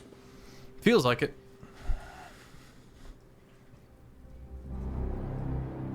I'm going to activate Bond of the Talisman. It is something that Shorn gave me as a ability. I, with you, have talked to you, and I said I had sent a talisman. This is between me and Yvette. I sent a talisman, Barry, and I can teleport to that talisman at will. I would have none of my items, but I would immediately teleport to Barry in the sanctuary. Because I looked at everything, at no point, it just says, the language states, while someone else is wearing your talisman, you can use your action to teleport to an unoccupied space closest to them. Provided that the two of you are on the same plane of existence, which you just stated we are. And the wearer of my talisman can do the same thing using their action to teleport to me, but they are the ones that hold my talisman. Hang on. I will say suspended animation implies you can't take I an got it. action. That's what I'm like. I need to know what is the state.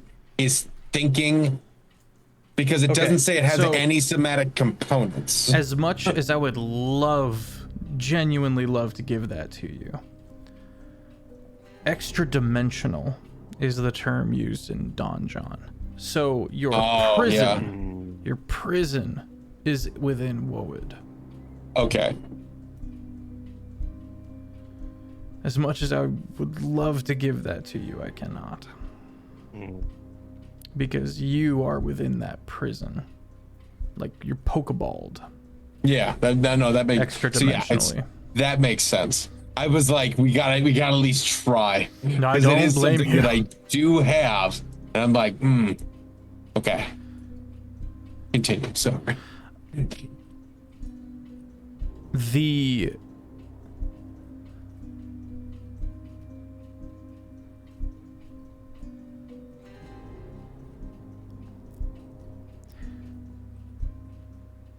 Gilbert, Oh yeah. is going to appear. Not next to you, Puff, but next to Pierce.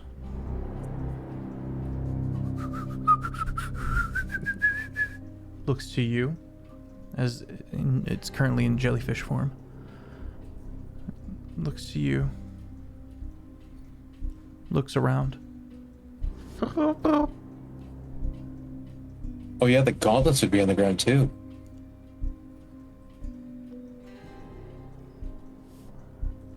I don't know.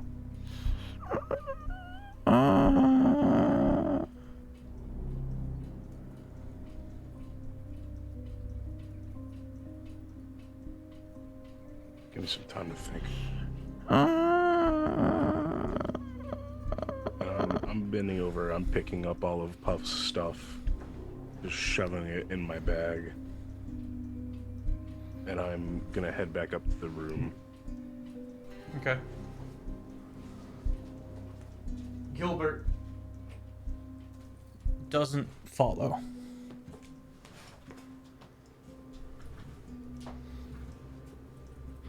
Gilbert is looking for Puff.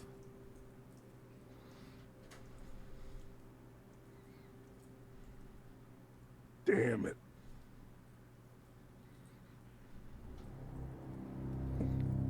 As you pass through, Molly goes, "Me okay?"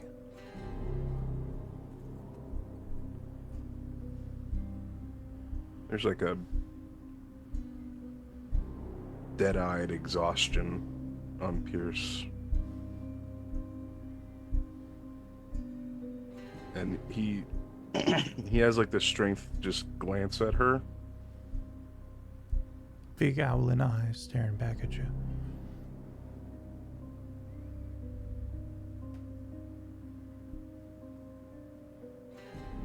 He doesn't say anything, and he just goes up to the room.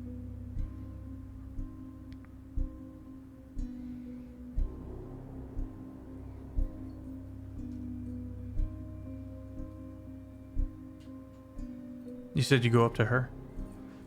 Or to the room. Oh, to the room.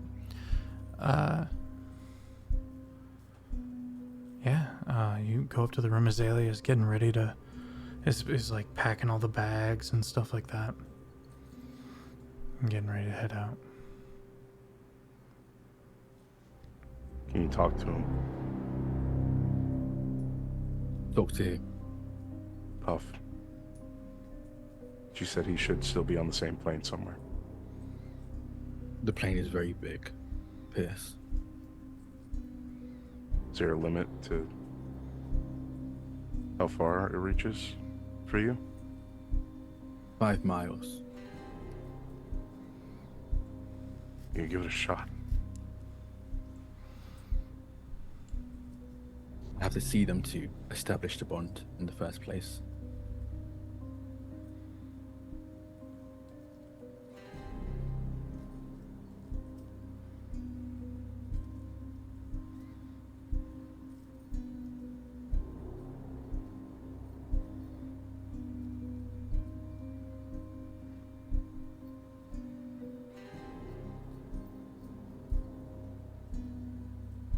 Pierce doesn't say anything else after that. He just starts packing.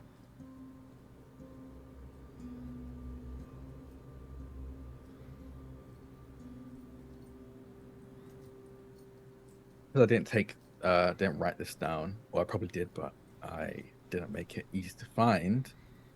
Before this, we're heading to a place called Hound something, correct? You're heading to Hound's Reach, yes. Hound's Reach. Okay. We have one more night here, and then we'll be heading to Hound's Reach.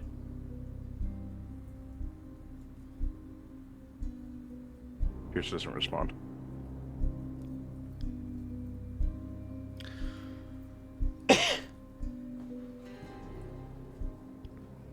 The party gets a long rest. Except you, Puff. Though, you don't have to eat, sleep, or breathe, so that's nice. I liked breathing. Breathing was nice.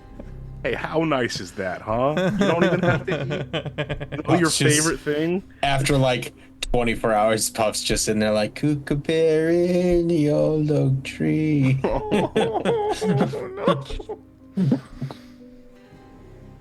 I'm a big anime fan, and this anime called Doctor Stone. Yeah. Highly recommend it. It's such a It's so good. It's a anime you watch if you don't want anything serious. It's like a fun, just like kind of fun. It has some stakes, but it's a fun, goofy anime.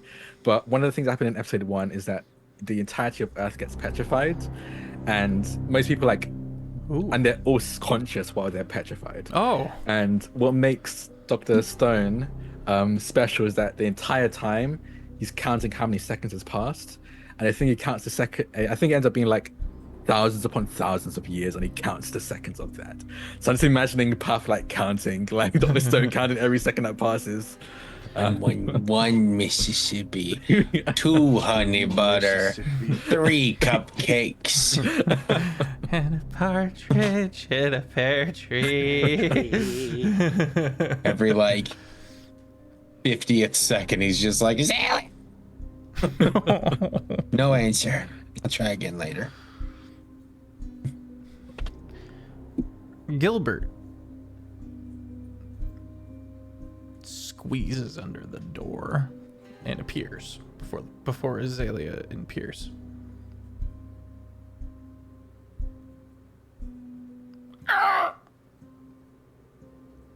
Stamp.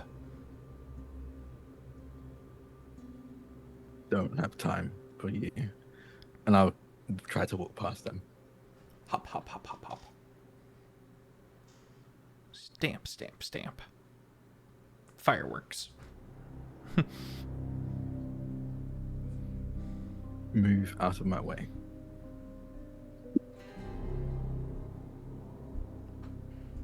I'll take a step forward and use Blessing of the Raven Queen to teleport to the other side of them and go for the door.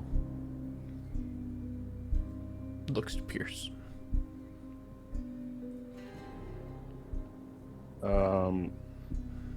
With probably the last bit of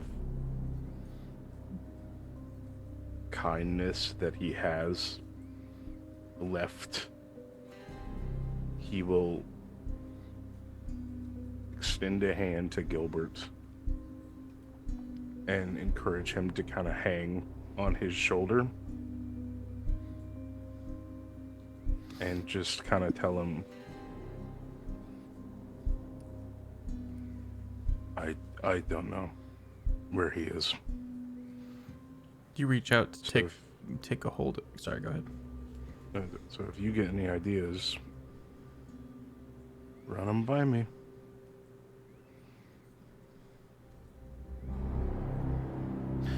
You reach out and kind of take a hold of Gilbert.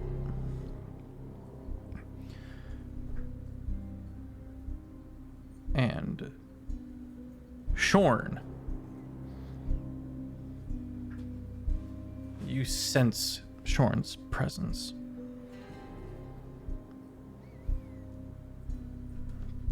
Politely knocking on the door of your mind.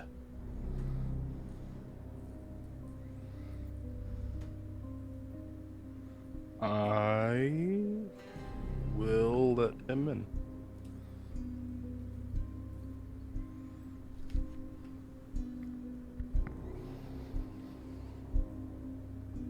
My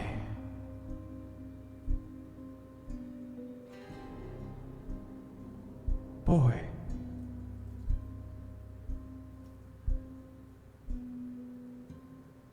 How has Puff left me? When will he be back?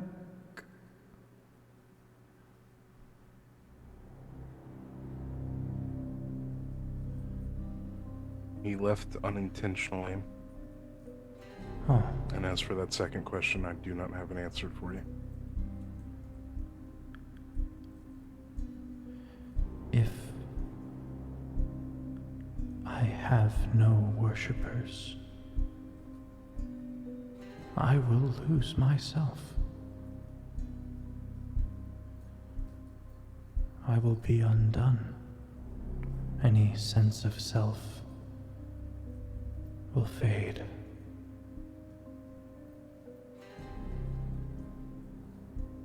I don't want to fade. We have to find him.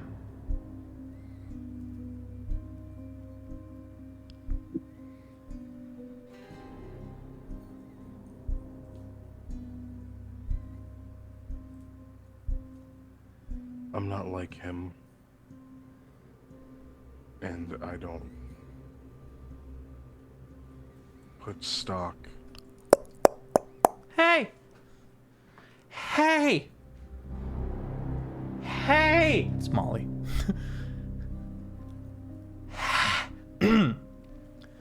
Hey! I've already long left, so they're yelling into the door. He doesn't. Oh, She doesn't yes. really know you, so she didn't Yeah. like go get you. But Yeah. I will open the door. 1 foot tall Owlin looks up at you. I want to know what's going on. I want to help. Please. You guys have been really nice to me.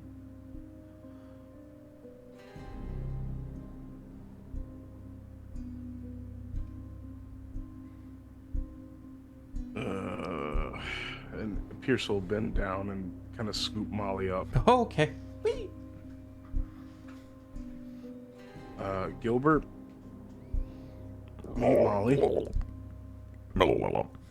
Okay. Molly, you're a curious person. You're always looking to learn new things, right? So, I need your help with something. Yeah, anything. My buddy Gilbert here is he's an employee for like a hire working Small curtsy. guy thing. Being. And they need somebody to, you know,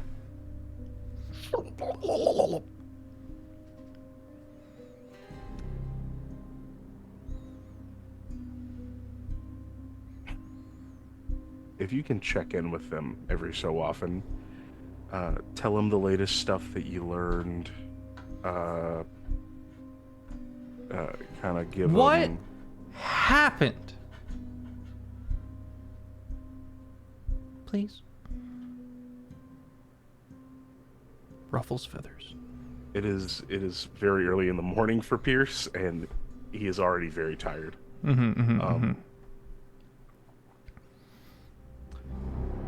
Puff is missing. And I don't know when we're going to be able to find him again. And Gilbert was Puff's best friend. And until we can bring him home, Gilbert needs a best friend.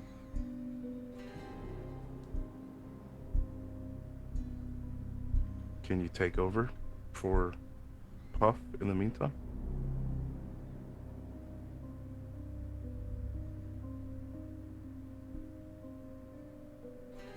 Yeah. Gilbert, what the fuck happened?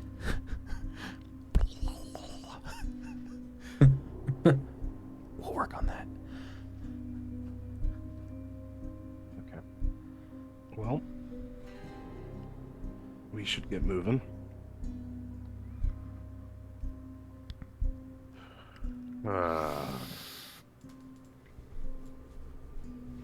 There's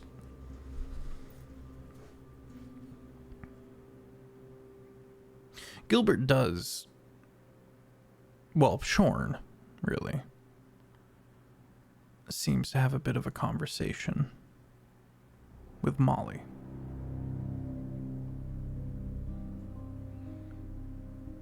This happens over the course of an hour or so.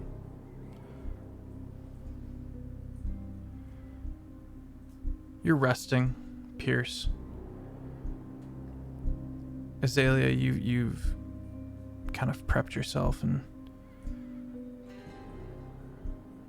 you guys are in the process of getting your long rest.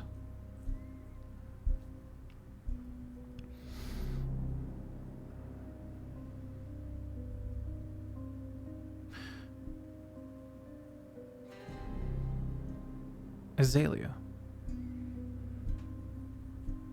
you are pulled out of your trance by someone really not sneakily stealthing into your room. You wake up fearing the worst. It's Molly. Molly goes, oh! And has a piece of paper that she has just put on the next to Pierce's pillow. What are you doing?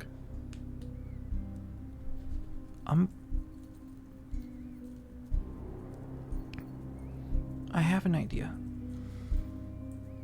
And I'm gonna go get help. But I don't know when I'll come back. So I was saying goodbye. How old are you? Like a month?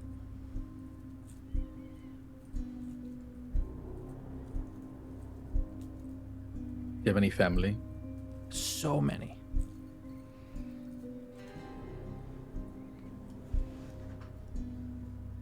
Have you told your family that you're going to be leaving? I'm heading back to my family.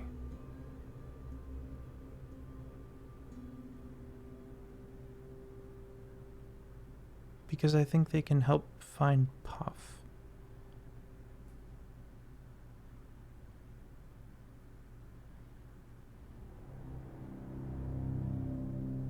Do what you want.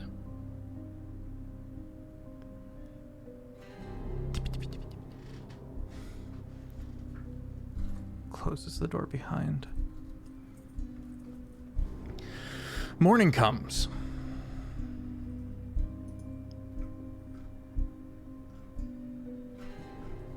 It is a gray, dreary thing.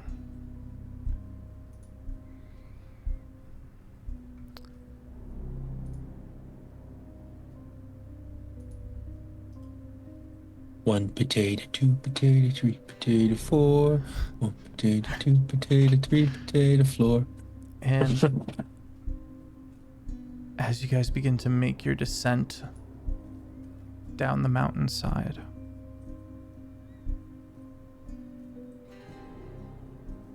you see one crow. Sorry, one owl. A second owl. A third owl. Many, many, many owls begin showing up on various branches and kind of looking at the party. And then more owls. And more owls. Man, there's just a lot of owls.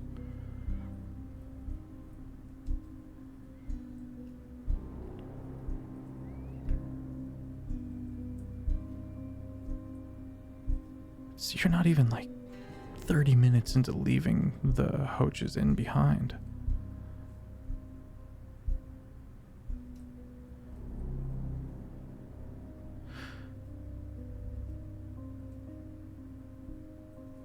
And then the owls begin to all in one go cacophonally hoot and screech.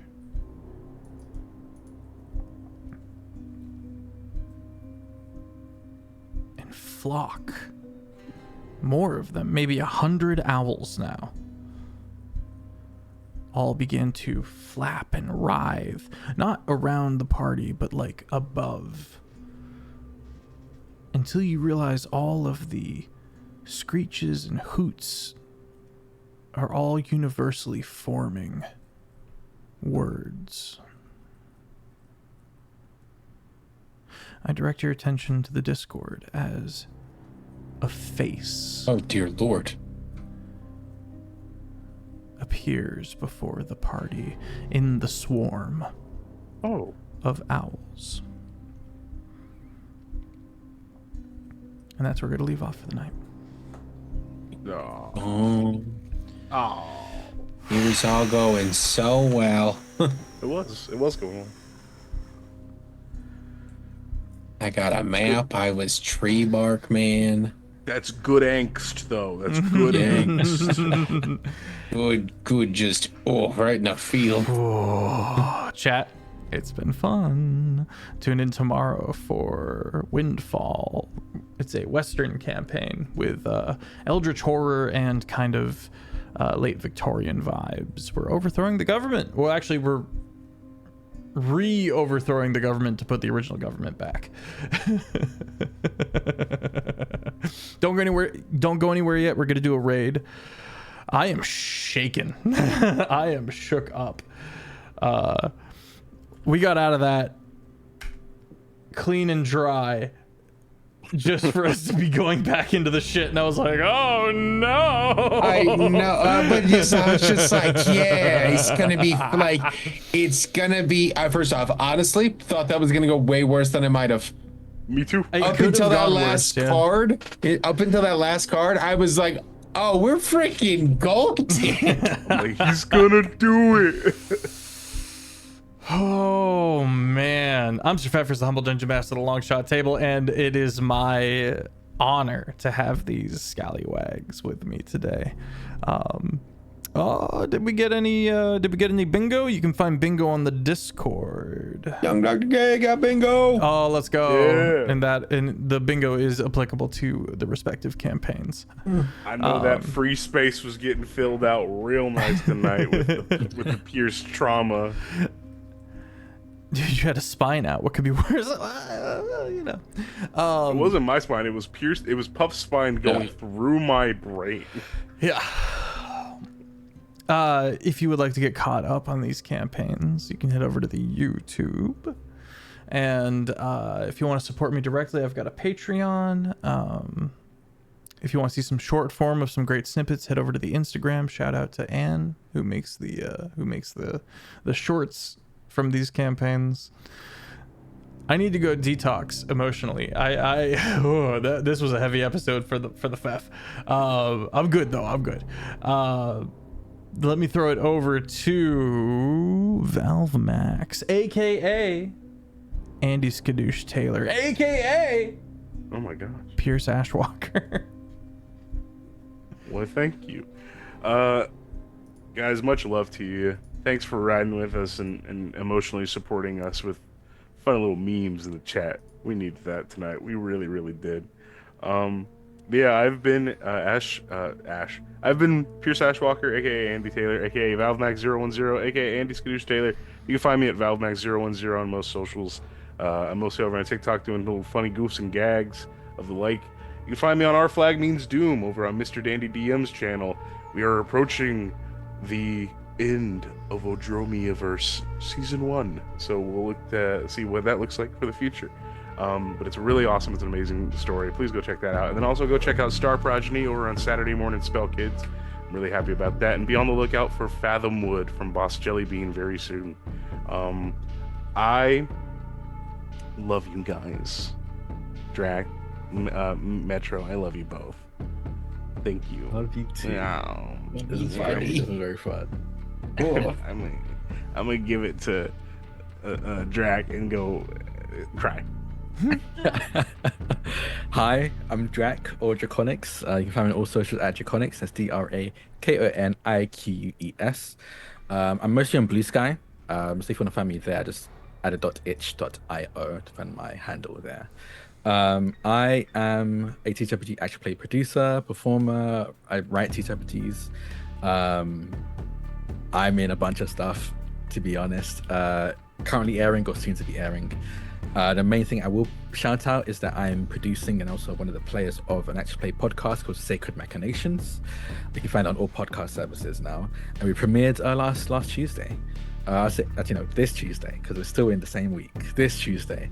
And we're going to be having weekly episodes every Tuesday, so keep an eye out for that. If you're into stuff like mechs, the strange, interesting approach to godhood and divinity, eldritch creatures and monsters, and the concept of Mother Earth fighting back, check that out at Sacred Machinations on all podcast services. He's using a system that I'm writing of the same name. Because I'm on Althaven, that's ALTHAVEN _ on Twitch at 6 p.m. Pacific every Monday, in a Star Trek campaign called Last Excelsior, where I play a Vulcan who embraces emotions. And right now, I am alone on a Jem'Hadar ship, trying to either escape or take out the Jem'Hadar before I do. Who knows what's going to happen, but most likely someone's going to die. And honestly, with 3 Jem'Hadar left, it's most likely to be me. So keep an eye out for that if you're into that kind of stuff. On the same channel, at the last Monday of every month, I'm also in a Marvel campaign called Noirvel, run by my good friend the Noir Enigma, where I play a time-traveling lizard alien named Moment. And we're in significantly less dangerous situations there, but it seems to be ranking up, scaling up. Recently introduced Fisk, and Fisk has been terrifying despite the fact that I'm power level wise stronger, but Fisk has been terrifying nonetheless with the connections they have. So again, if you're into that kind of stuff, check that out at Althaven. Oh boy, it's going to be interesting coming back next week for this. I think this has definitely caused a shift in Azalea's perception of the group. We'll see how that plays out. But I'm going to throw it over to Mike. I was Puff. Oh.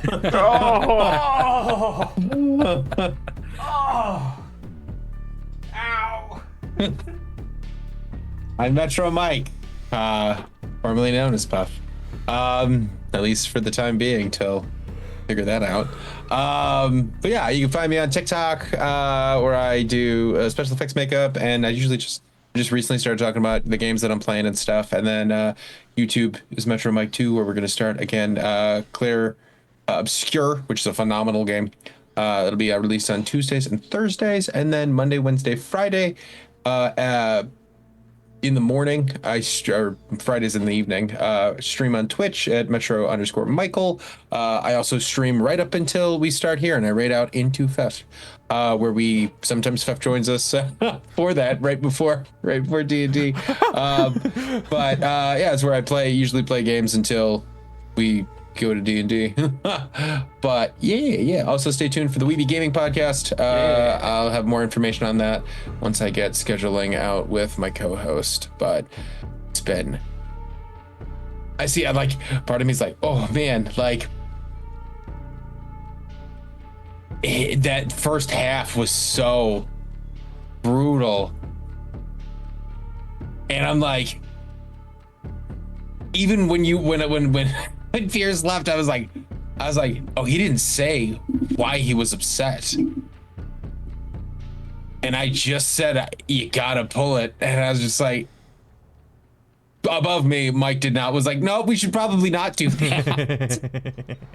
And it went so well. It went so well for the first two. And then when I stopped relying on instinct and I set a number, it all went to just horrible.